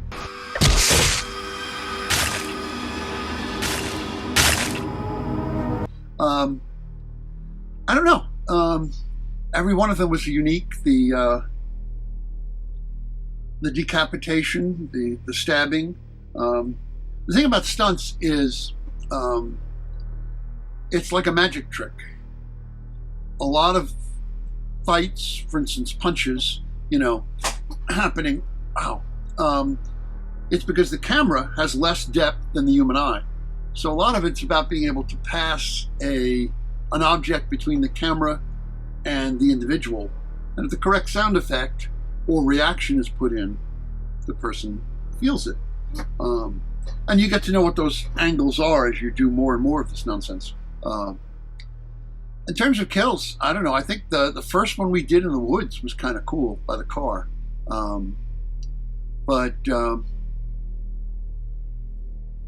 And actually the running around in the woods, I think it was the last night we were running around the woods after the big reveal. And it wasn't as elaborate as we'd have liked to have shot, but you're always working against time when you're on a film set, particularly if it's a low budget film. You don't have, we have $3 million for reshoots, we'll go back. It doesn't happen. So I think it's probably my favorite one. Is the final kill. The sheriff getting killed, the murder in the basement was more of an effects thing than a stunt. I think that worked out pretty well too. That was actually one of the first things we shot. So again, everything you do on these films is always out of sequence. That's why it's difficult for a lot of stage actors, because you have to know where you are mentally as a character at every given stage. That's why it's useful to have a director who says, okay, this is just after the scene where you haven't learned this fact yet, so you're not cautious about that. But that's why you got to read the script and you know where you are with your character, personality-wise. Because I'm supposed to be, kind of a crabby, authoritarian dad, but you're not necessarily supposed to know I'm the killer. So I can't be too overt about it, like at the first scene where we meet him at the kitchen table. I practically lived there all of my life, born and raised. My mother and I moved here after my father passed away. New Jersey wasn't quite quiet enough for you? Well, welcome to small town life, Jenny Parker. Same thing when Harvey meets me outside on the stoop. It's actually the first scene we shot. Hope you can find what you're looking for. Stay indoors. You hear me? Good. I'm not supposed to necessarily be a bad guy, but I'm supposed to be a suspect. That's what's nice about the script. Usually when you see a movie, the most obvious suspect is usually not the killer. And what was great is that was the flip on this. Everyone would go, nah, that big guy's too obviously the killer. There's no way he would be the killer. Because, oh my God, he's the killer. So it's like saying it's actually making the butler the murderer in a mystery movie, It's just so obvious that you go, nah, it can't be. Which I thought was actually the fun part of the script to begin with, is that he played with the tropes in these kinds of movies and made it work. I don't know. It's got a good body count in the movie. And I know they shot some stuff after I was there as well to improve that effect. And I thought that the demon was really cool. Anyway, so there. I hope that's been useful. And I hope you guys enjoy the movie.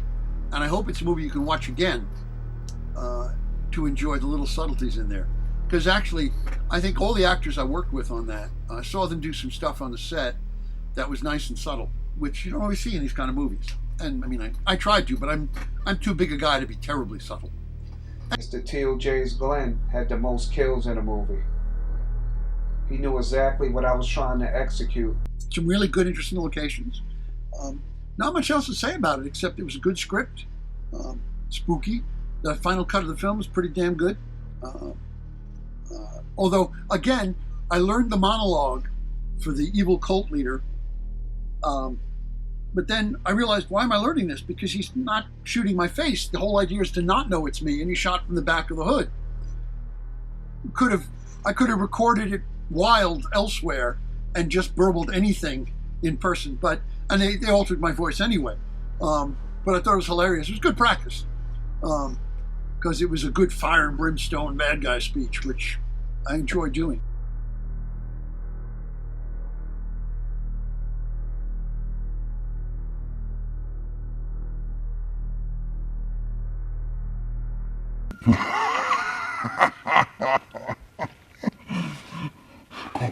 Call on your God.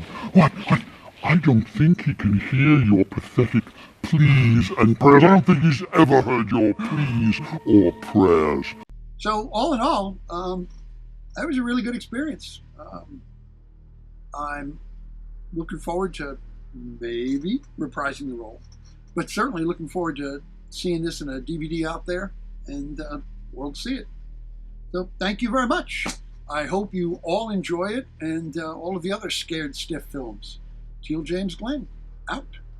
In my script for Second Chance, actress Skylar Dorner, who portrayed the role as Jenny Parker, came face to face with the devil on the road in the small town of Gray Valley. So I had to get Teal James Glenn to portray the role, because he was big in stature, like the part fat.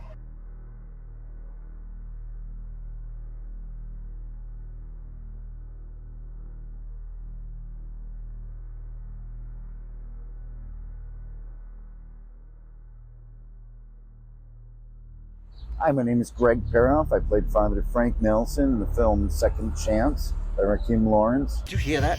What was that? It sounded like somebody screaming from over there. I really enjoyed working on the film at the time. We shot for about 3 days in Pennsylvania. We had a reading of it beforehand in Midtown Manhattan. It was really helpful to me to have the script for a while, to be able to work on the text. I had a couple of long monologues in there. And working with Jason was really good. We were working out in the woods, so that's a little bit of a challenge, and with special effects with the blood. But filming out there and getting it done while the available light is still there. And it's great to see that after this film that we shot in 2019, people are still enjoying it, and I know Rakeem is continuing to make his horror films, and it's great to see someone focused on a path and sticking to it. That's what I've done for the last 30 years as an actor. I haven't done a lot of horror films in the past, but it's always fun working with the special effects. I've always wanted to work under a lot of latex.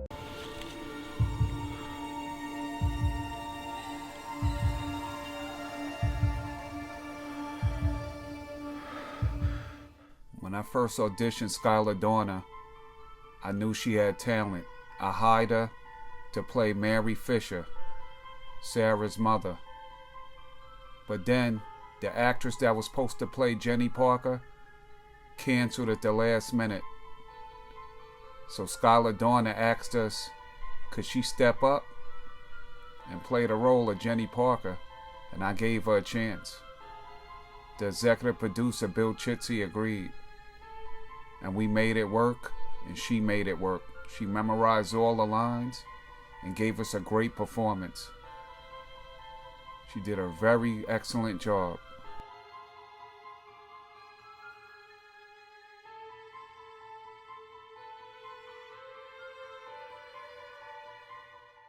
Not one crime here was ever committed since Gray Valley's existence. We didn't lock our doors or our cars at night. The citizens of Gray Valley are friendly church-going people who cared and looked out after each other. But things changed when the Dark Ones arrived in town. The kitchen scene with Carla Boldre and Skylar Dorner really stood out to me. I'm surprised I don't die. They act well together, How are you? with a great performance by both ladies. They're good. I'm gonna hang out with Brad. I was very privileged to have both of them in my movie. They did a great job. The intensity they brought out of it. Especially when they was talking about the town and the expressions on their face when they seen the murders and stuff was going on. My most memorable scenes with Skylar Dorner is when she was tied to the tree. and she was trying to figure out what was going on, how she got there, and she had to oppose the evil cult.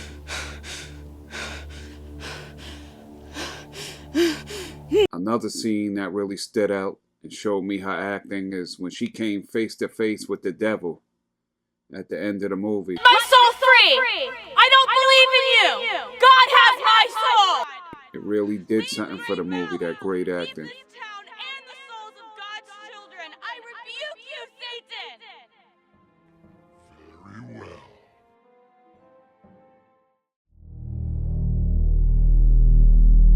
Always worth the wait.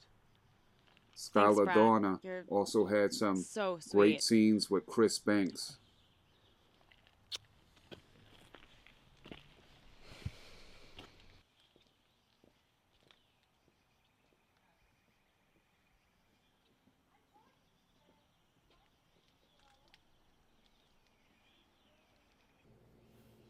Jenny, don't go, Jenny, wait! Jenny, come back!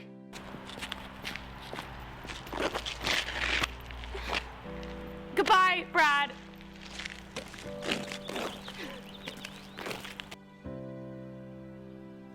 That was the last time I saw Brad. At least while I was alive. I enjoyed working with Jamie Belgas. She played Janet Summers, the news reporter.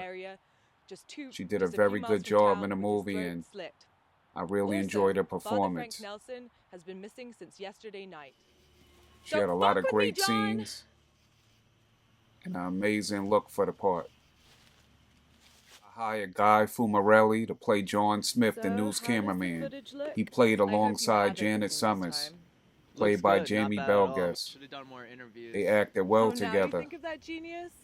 and had You're some such pretty a good fuck scenes up. in the movie. I remember the last time you I forgot must to hit say, record and we missed an amazing Guy story. Fumarelli had the worst Why kill, do oh I my involve gosh. you? How can I forget? You remind me Machete every right day. to the head. Not all of us could be perfect. I cut it at a certain point, it was so bloody. Okay, Asshole. You want I to let play? the viewers use their Fine. imagination. Let's play. Lowell Squirrels and Cindy Waters, they did a great job playing the town coroner and assistant coroner. Lowell also designed the town coroner jacket that he wears in the movie. Also, you've seen it later on his decapitated body. It was a pleasure working with We those just want two. to sanctify his remains. This man deserves a godly They send-off. didn't have too big of a part, but the part I gave them, they made it work for them. Are not in God's light. I don't have time for this. You need to leave or I'm getting the sheriff here.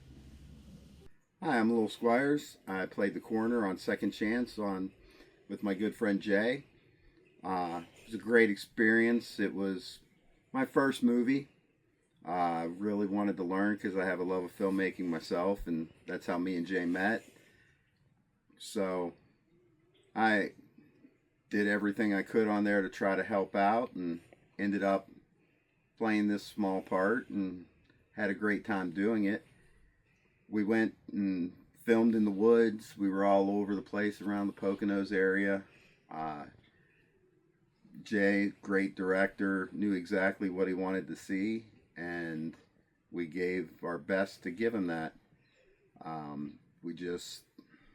Some was a little guerrilla style, some was a better, well planned, but we had a good time doing every bit of it, and met some great people. Still to this day, I'm friends with them on Facebook and keep in touch a little bit and see what we are up to.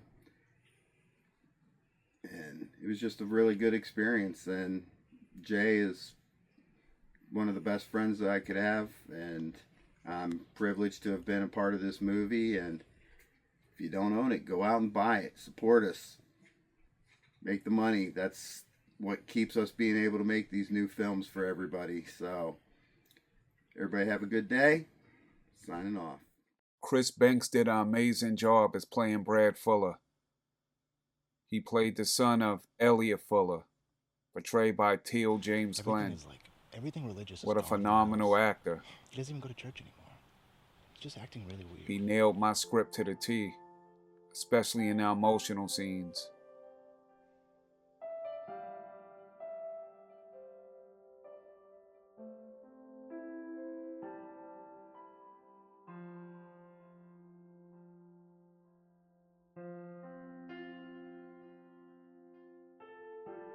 The cemetery scene stuck out the most with his acting.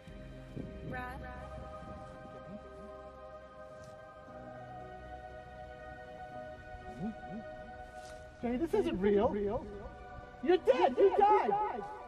They found you dead in the woods. You killed Jenny. But he did a good job when he showed the reveal of his father killing his girlfriend. Great work, Chris. Look! I don't fucking believe you, Dad. I loved her. Fuck you, Dad. I loved her. I lost your mother. I can't lose you. You lost me, Dad. Just like Mom. Go to hell. Fuck you, Dad. Hey everybody, this is Tom Lialios. I play the part of the Antichrist in Rakeem Lawrence's Second Chances. Rakeem and I met many, many years ago at a horror convention in, I believe, New Jersey. In my other life, I own and run Deadly Grounds Coffee. It's a horror-themed coffee company, which works really well because as a horror fan, I know that we're all up very late at night binge-watching our favorite horror flicks, and the screams go really well with a good cup of joe. So that was my initial introduction to Rakeem, and as I got to know him, I realized we enjoy the same style of horror movies. I think we both grew up in the visual style of the '80s in horror films. So it was very much like being home and talking to him. And eventually he did ask me to be part of this. We shot that part in my hometown of Norwalk, Connecticut. Rakeem came out. We shot in a local cemetery here in town. We brought my hearse. I think actually that's why he wanted me to be the Antichrist, because I had a really cool looking hearse. If you're a horror-based coffee company, if you own a company called Deadly Grounds Coffee, having a hearse is kind of mandatory. So we brought the hearse into it and we used it in the film, and it was a lot of fun. He had to have do some makeup on me that I wasn't too sure of. The other part of my life is that I spent a lot of time behind the lens instead of in front of it, working in TV and video production and film production for 30 plus years. So it was for me, it was very different to be on that part of things and having very little control and just kind of giving all the control to the director, which is what you're supposed to do. In this case, it was a lot easier to do since I was in capable hands. Rakeem, he lives and breathes horror film, horror cinema, day and night. And so he knows exactly what he was looking for. Rakeem has his hands involved in every part of the production, which is the way it should be. If it's your own creation, who better to bring it to life than the screenwriter, director, producer, editor? He basically wears all those hats. You have to balance all those jobs while you're doing this thing, and it isn't easy to be able to do it all and do it all effectively. But you're driven, and Rakeem really is. If you've ever got to talk to him or know him, he's very much driven by just all of cinema in general and the creation of those images. When you're doing things like that, when you're creating something in the style of a visual style that you grew up in, you feel like you're part of that horror community. It's a very, very cool vibe, and it was for me. Being on that side of the lens, having to give up control is extremely difficult, and just being given direction on how you want things to be, that wasn't part of what I ever did. So it was really easy with Rakeem. He is a pro. He knows what he was doing, and he really took it easy on me. I am very interested to see what the future holds. I know in 2024 we're going to be getting together on location somewhere else and shooting some more scenes. So I'm very interested to see what he's going to do and what we're going to do together on that. I am very confident that the final product will end up being really, really cool. I'm looking forward to its premiere, and I'm looking forward to seeing more stuff from my good friend Rakeem. When you have that much talent, you just keep going. So here's to the future, and I hope we see everybody at the Oscars.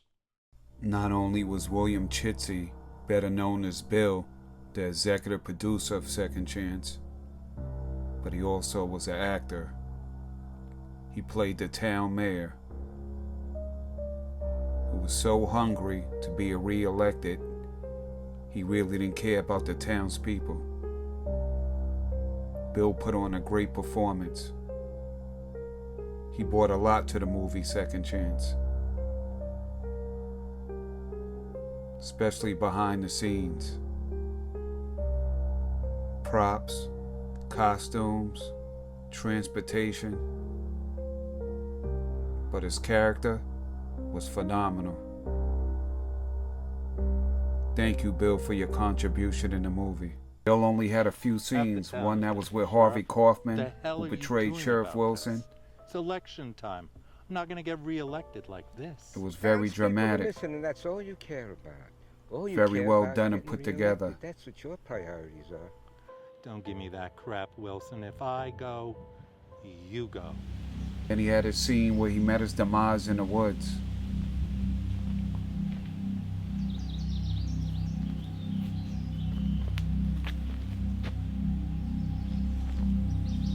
Who's there? All right, assholes. Come on out. This is my fucking town. Come on. And the third and final scene Bill was in was when his dead body was found in the cabin. What a gory death. An axe right to the stomach. Every small town horror movie has a token black guy. I hired Miles to play Mark Johnson. What a great performance he put on in the movie. Yeah, that was a lot to deal with for both you and Mr. Fuller. But wait, He brought everything to the role that I asked for. That's very weird. I know he was a little uncomfortable with the scene with Teal James Glenn, who played Elliot Fuller, calling him the N-word. But in the society we live in, that's the type of things that happen nowadays. Piece of shit nigger. Fuck. Great I job, seen you all Miles. around town, drinking and smoking. I never Especially seen a with the damn stunts thing in to your that kill town scene. more.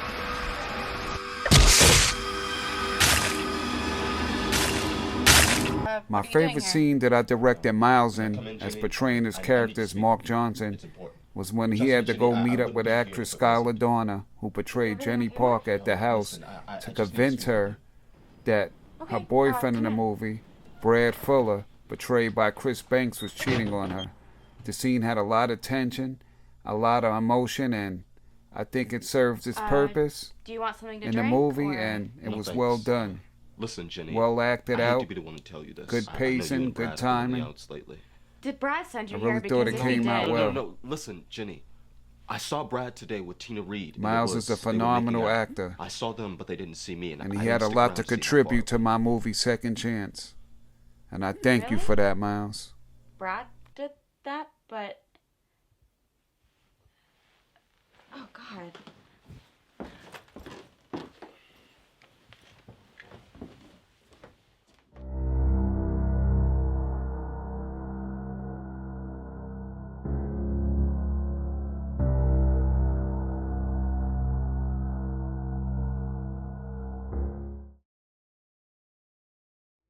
Originally, Skylar Dorner was supposed to play Sarah's mother, Mary Fisher, but then she took on the role of Jenny Parker, so we had to fill the void.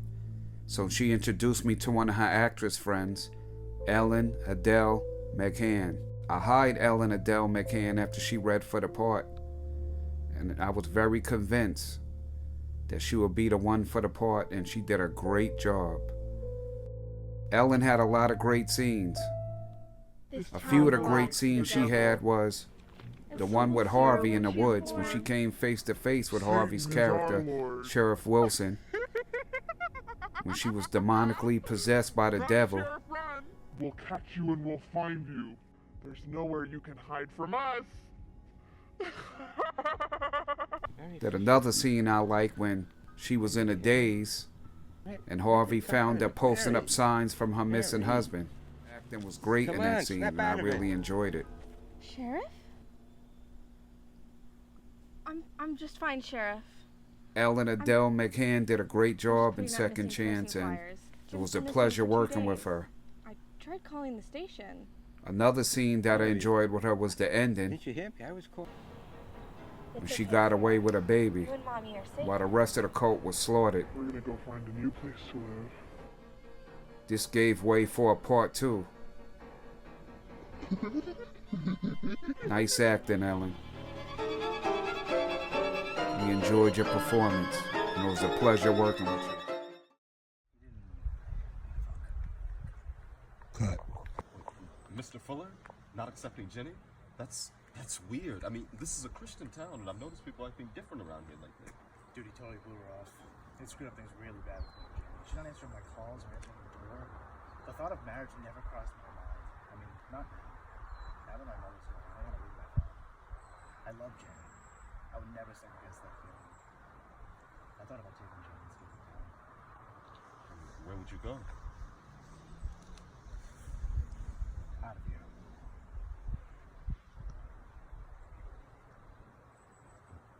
Boom low. Bring the boom down. Action. Yep.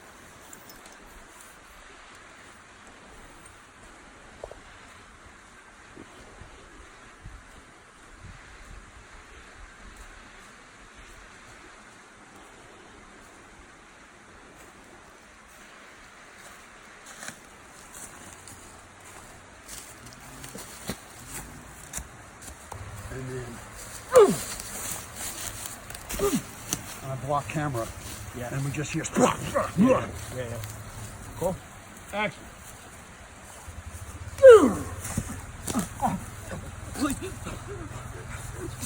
I didn't do anything. Cut.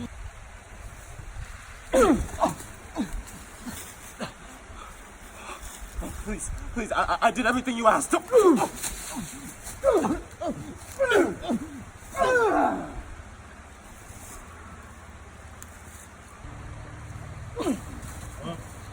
it again. Mom, you look at them terrified and you go like that. Because that was just, yeah. There we go. Camera rolling. Action. That's it. Watch it, guys. Oh, careful.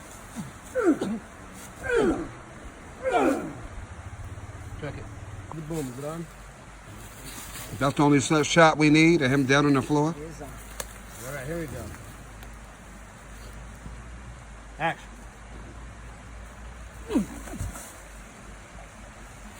It fell out. Fell out, but it happens too fast, so it's like you can never see it. I'll do it slow motion. We'll do it a little slower. Do it slower, yeah. Yeah, because you can always adjust it. There we go. Hold up. Please, I did everything you asked.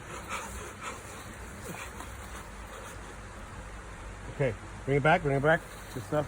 Want me to step in?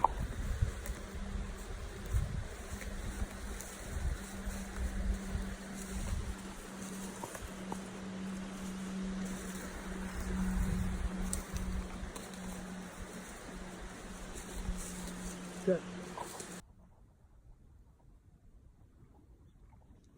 Hold on. Yeah, do your lines. Can you do my? Yeah. Can Yeah. you? Sorry. Yeah. No. It's just, it's yeah. Absolutely. It helps her. Absolutely. Action. Brad. Jenny? This isn't real. You're dead. You died. They found you dead in the woods. It is real, Brad. Evil has come to Great Valley. It has to be stopped. There's a hellish curse on this town. Your funeral. I was there. They found you dead in the woods. The evil has to be stopped.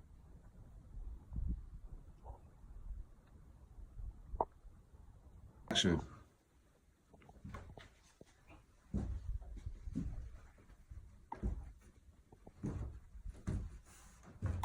Holy shit.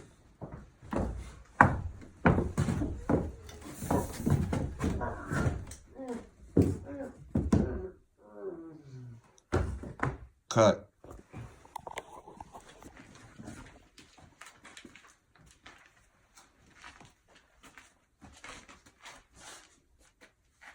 Fuck are you people?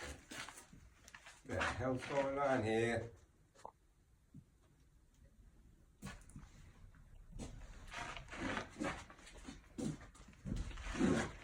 You couldn't leave it alone. This is your last chance. to join us. And you thought you'd get away with it. We have gotten away with it. My Lord is rising. He is here. Well, my Lord says, you gain the world and lose your soul. I'd rather die than lose my soul. Very. Harvey.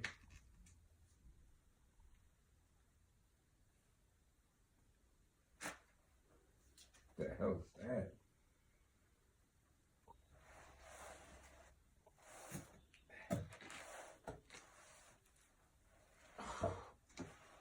Action quote members.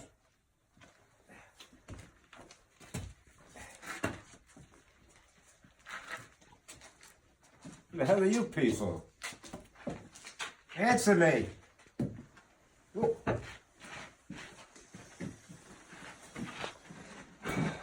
You couldn't leave it alone.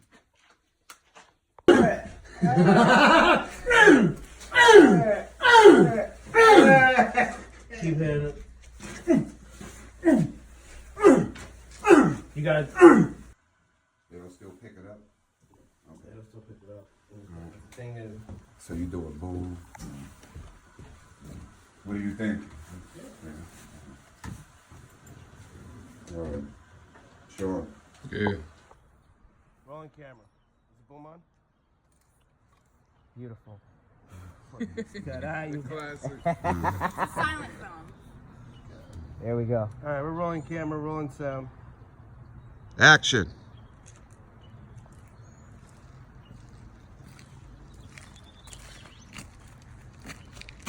Brad, What's wrong with this? what if your dad doesn't like me? Because you don't love me. I love you. More than you ever know.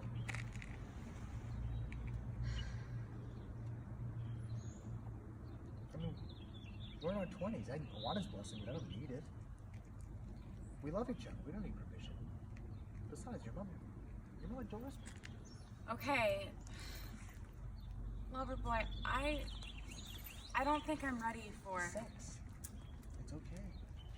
I love you. And for love, it's always right. Thanks. You're really sweet, Brad. I love you, Jimmy. I have no choice but to understand and accept. You're so much more understanding than other men. Other guys just don't get it.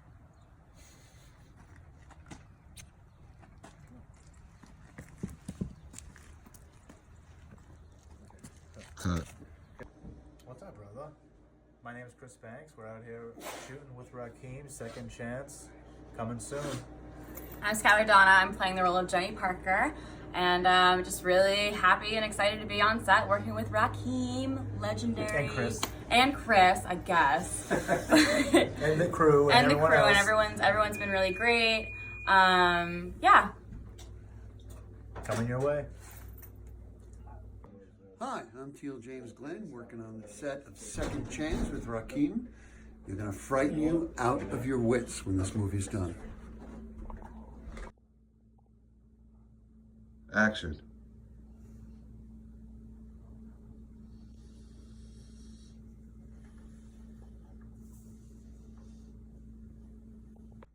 Action.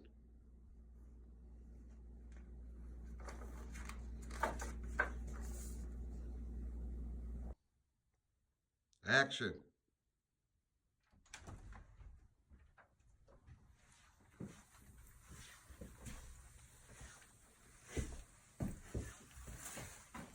Cut. We'll do it one more time. That's it.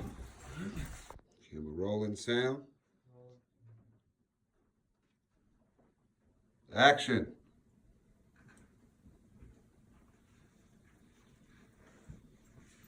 Is this your girlfriend, Brad? Dad, this is Jenny Parker. Jenny, my father, Mr. Fuller. Jenny just moved here from New Jersey. She works at the town store with Mr. Reese. Jersey, huh? Weird. You moved all the way here to Gray Valley from New Jersey. Northern New Jersey. Practically lived there all my life. Born and raised. My mother and I moved here after my father passed away. We needed a fresh start. Jersey wasn't quiet enough for you, huh? Well, Miss Jenny Parker, you're going to discover that small town life is very different. I'm sure you can see that. I see. Big difference. I hope your intentions for my son are good. Brad has a lot going on in his life, and he doesn't need a girl from northern New Jersey complicating it. Losing his mother and all. Jenny. They are good intentions. It's really nice to meet you, Mr. Fuller. Nothing but good intentions. I love Brad.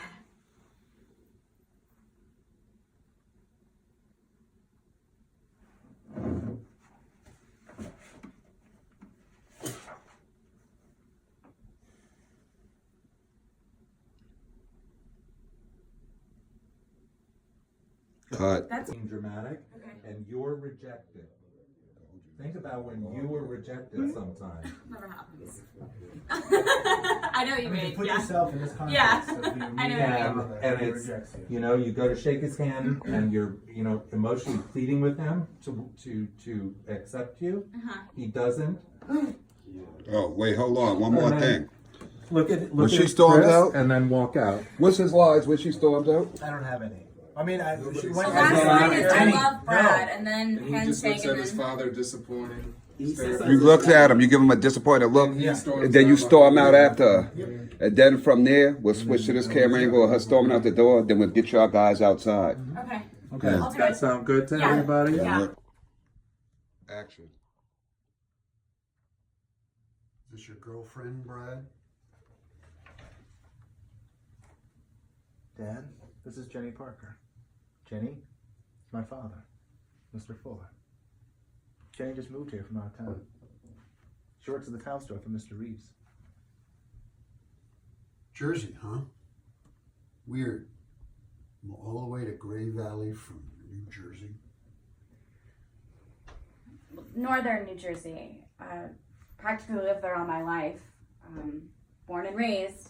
My mother and I moved here after my father passed away. We needed a fresh start. New Jersey wasn't quite quiet enough for you? You had to come here to Northern Gray Valley? Welcome to small town life, Jenny Parker. Nothing like you've been accused to, but I'm sure you know that. Do you see that? Big difference. I hope your intentions for Brad are good. My son has a lot going on in his life without some girl from northern New Jersey complicating it. Losing his mother-in-law. Jenny. Oh, nothing but good intentions. I love Brad. It's nice to meet you, Mr. Fuller.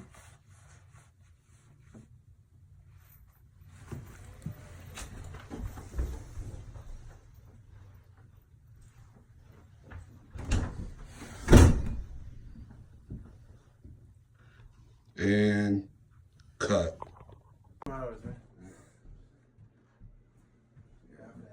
Take me. I'm gonna get some shit with me and him talking first. Yeah. You want me to say my boy, you first? Oh, let's do it. Let's You ready? Coffee. All right, Rodrigo Santos out here with my homeboy Rakeem, killing it. You know, great day. Great day. We out here shooting live. You got the sheriff right there. Show him the sheriff real quick, Chris. Got the sheriff. Say hey, Sheriff. Chris, do this up. Hold on, we got Chris here too. Hey, what's up, Chris? We got our lead actor. Boom. We out Sheriff looks angry. We out here shooting, y'all. So stay tuned. Second chance. Nice. Hey, camera. Camera rolling. Speed. Sound rolling. Action. Jenny, don't go! Jenny! Wait! Goodbye, Jenny! Brad. I want to be alone right now. Don't go, Jenny! Wait! Goodbye, Brad. Okay, cut. Cut. Action. Jenny! Wait, don't... Where are you going? Jenny, come back! I want to be alone right now. Jenny, wait! Goodbye, Brad.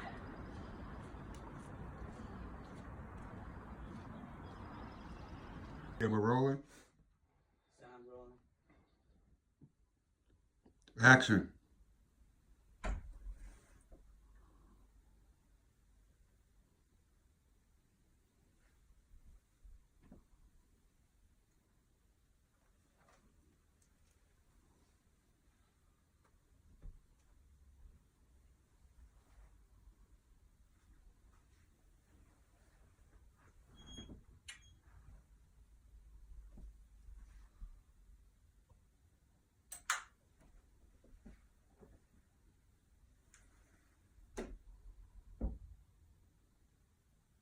Okay, Cut. that was good, but we gotta do it one more time. That's it.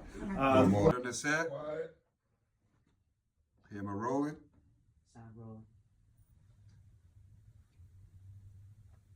Skylar, start screaming. Go. Action.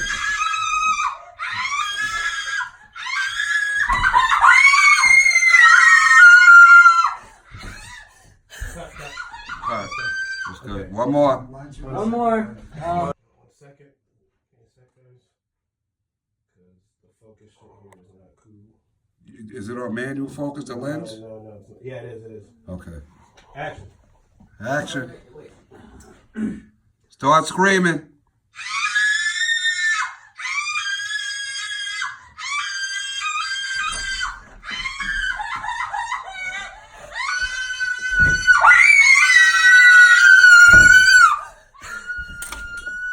You okay? Yep. Cut. You all right? Yeah. You got it clear and Justin?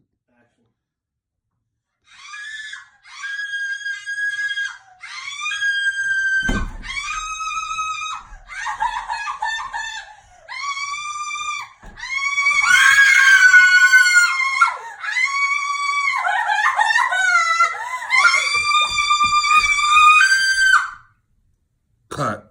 All right. Now get the reaction of her in the room. One more? Yeah, get one more for safety. Yes, sir. Yeah, here we go. This way might be the problem. Is that I seen it and I want to crowd out. shooting out the scenes? Roll it! Camera rolling. Let's just roll. Let's just get this.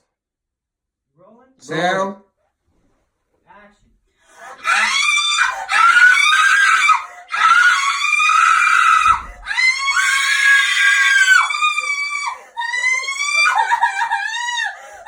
Cut! One more time. One more. I fucked up.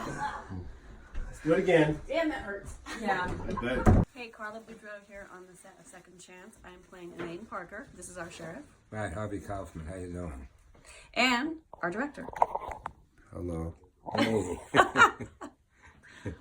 So you're having fun on the set? We're having a good time. A blast, man. A blast. Getting ready for the murder. The next scene. Stay tuned. Stay tuned.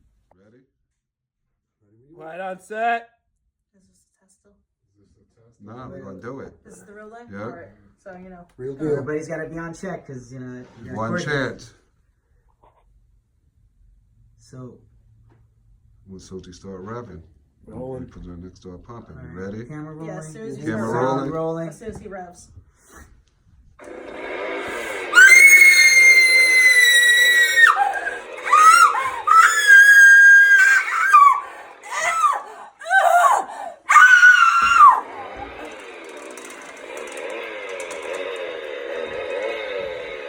Put your hand down. Put your hand down. One more.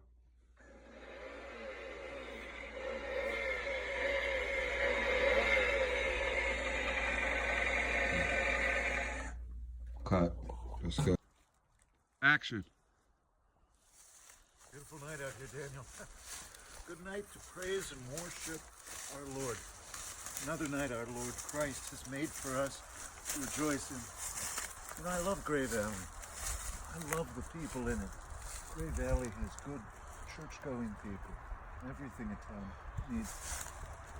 Are you okay, Daniel? Sorry to drag you out here this time, Father. It's sorry. Oh, it's no trouble at all. I usually take my nightly walks anyway. Gives me time to think and reflect. What's troubling you, Daniel? I am troubled. I really messed up. I think the Lord's not pleased with me right now. I feel ashamed. What could you have done? It's so difficult for the Lord not to forgive you. Christ forgave a thief on the cross. I slipped tonight, to be honest. Cut. No mention night. Take all the nights out. All right, not night. Yeah, I'm sorry no to drag nights. you out We here. have to talk this Nothing over. about night. Okay. Yeah, the guys. I should have asked that before. Step Did in. you? Did Step you? into the light. Did you? You got them. You got the 2 shot of them walking. All right, you guys need to step right there. That's your cue. That's sunlight. That right there. Look at the ground. We're lit out here. Liddy, I'll be about to get It's shot. Virginia, man. I ain't in West Virginia. Sorry, brother. Sorry, brother. Sorry. All right. Let me call a West Virginian that makes it out of 8th grade. A Virginian. Yeah, blood's looking good. Your cue is when you see my phone. Action.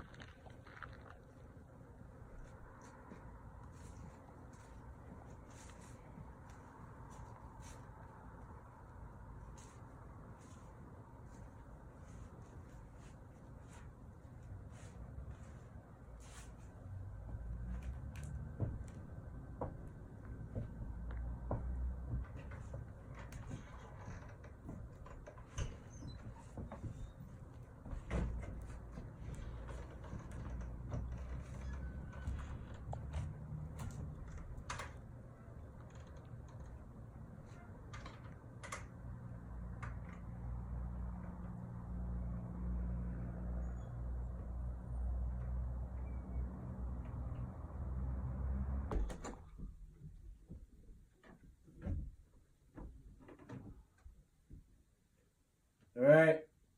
Action!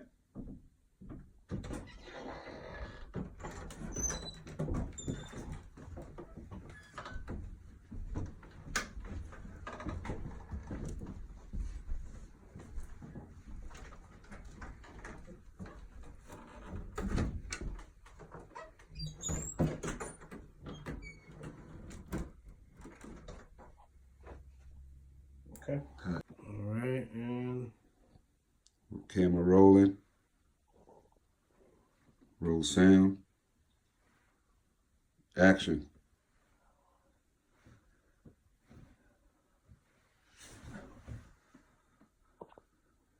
Cut. We gotta do it again. okay. Still rolling. Sound. Action.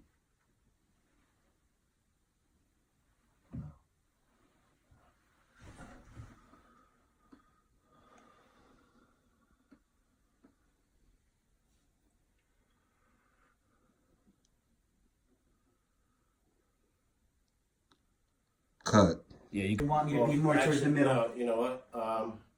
Because he's gonna. You know walk what? in. You got the recorder for that one. You'll be catching him right here. If you want, I can try to go over here as much as I can so I can get the father coming in. Just stand right there where you are. Yeah. Yeah. Yeah, I know. Okay. I'll try to.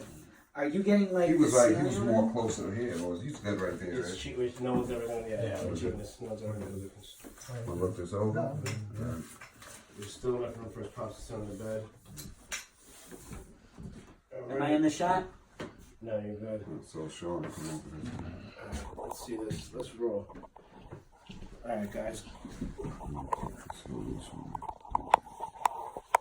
Rolling sound. Rolling camera. Camera. Action. Come in. You're up pretty late, aren't you? Difficulty sleeping. Nightmares again?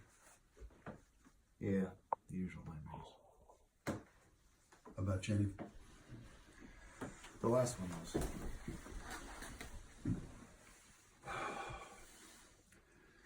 Are you taking the medication that Dr. Harris gave you? You know, he said it would take some time. I know, Dad. I'm reminded every day. It's still fresh. Like if it just happened. Do you think Dr. Harris can help me with that? Do you think Dr. Harris is going to make the pain go away? He can't, Dad. The damage is done. Brad, I know you miss her dearly, And it hurts. I understand your pain. Yeah, just like Mom. Jenny loved me, Dad. And I loved her. I always will love her. Red. This was a year ago. Jenny is dead. I'm sorry, Line. Action.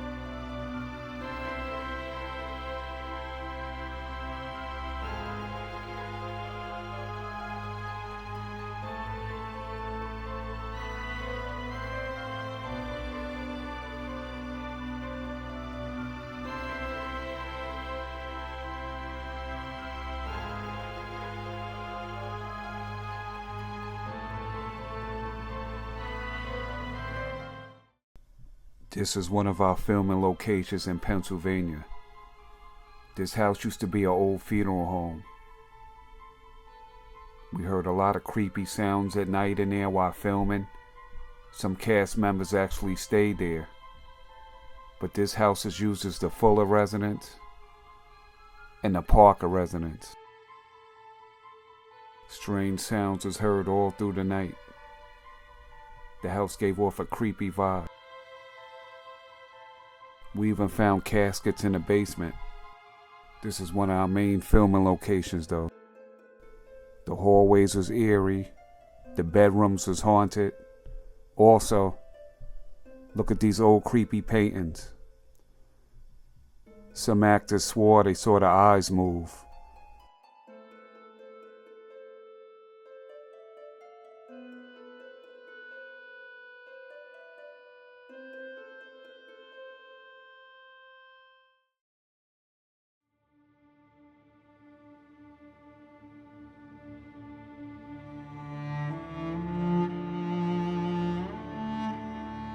I met Anthony back in the early 90s at horror conventions.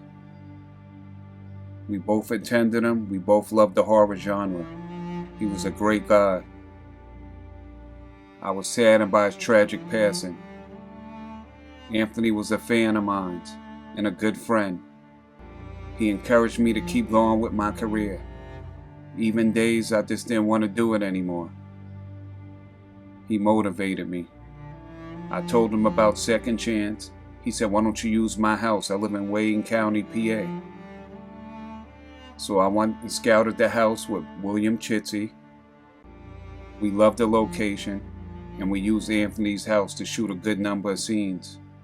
He also showed us around PA, different locations. He made a good location scout. Anthony will be truly missed. Rest in peace, Anthony.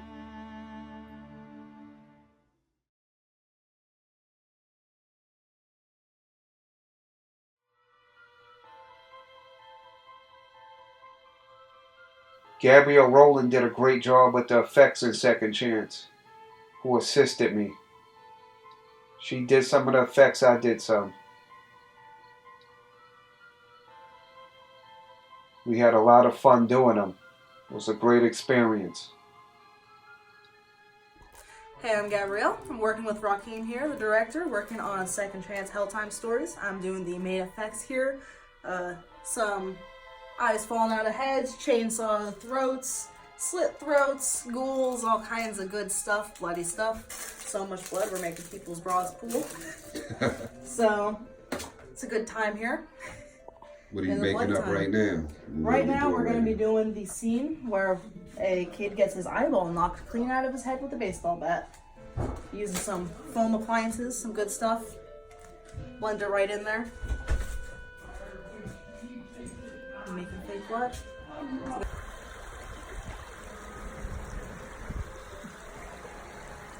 Yes, of course.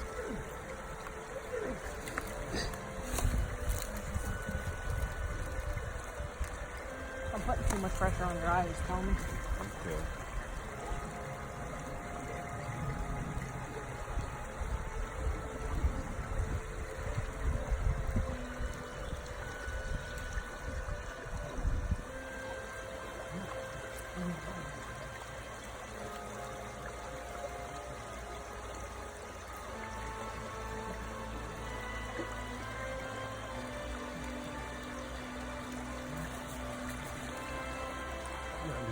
He was turned a little more Yeah, severe. So. Do it again. Yeah, I wouldn't be able to see it. I can hide around. Blood brigade. Blood brigade.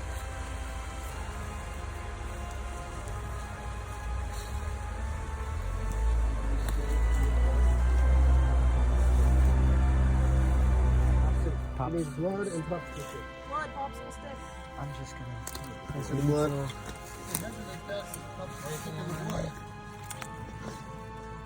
There was one that was kind of just covered in.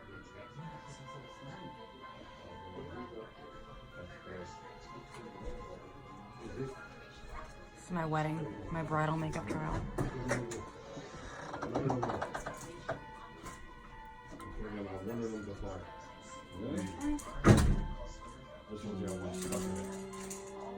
Or they just pull back and shoot? Yeah. What do you need? I have a headache.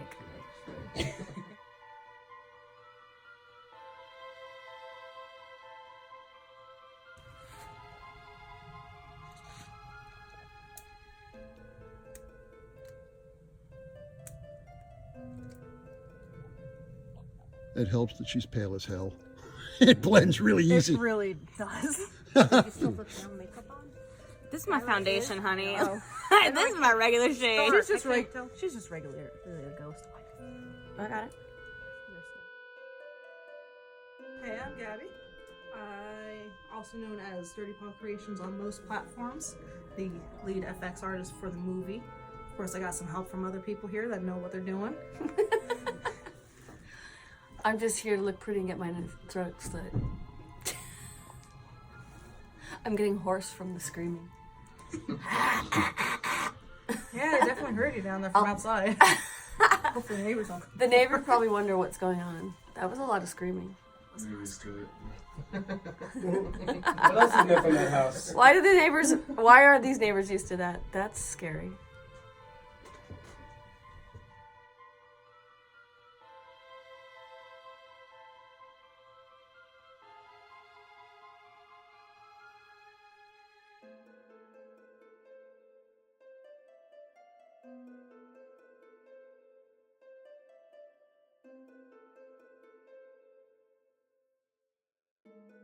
Gabrielle Rowland also helped me put together the devil outfit, portrayed by actor Teal James Glenn. What a tremendous makeup artist she is.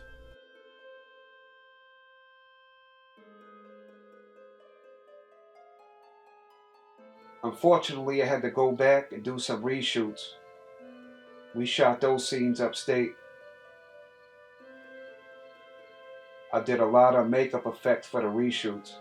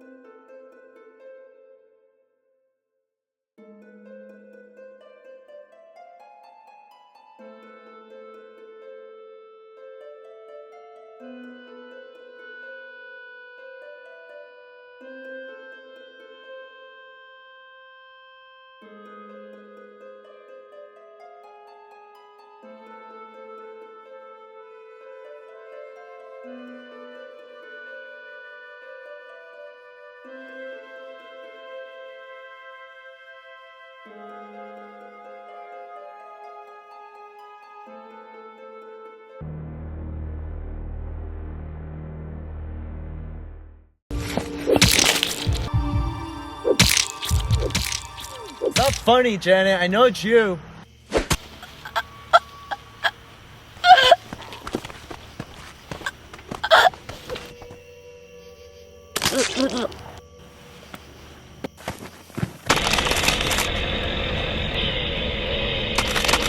His sacrifice!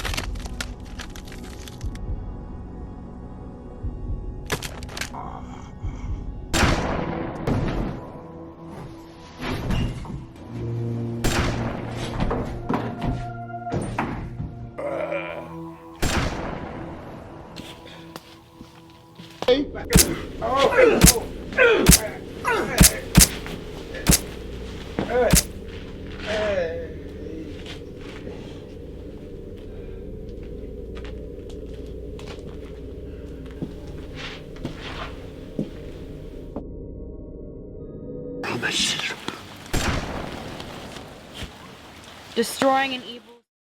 We worked so hard on Second Chance. Overall, it turned out to be a great movie. I was so blessed to work with so many talented actors and actresses. We delivered a great movie. Second Chance touched my heart. We had a great cast and crew. Everybody that had anything to do with the project brought something special to the table. Appreciate you guys. Thank you for helping me make such an amazing movie. We had so much fun making Second Chance. It was a lot of hard work. I was blessed to work with so many talented people, from the crew to the cast. Long hours on the set. Hard work and dedication paid off.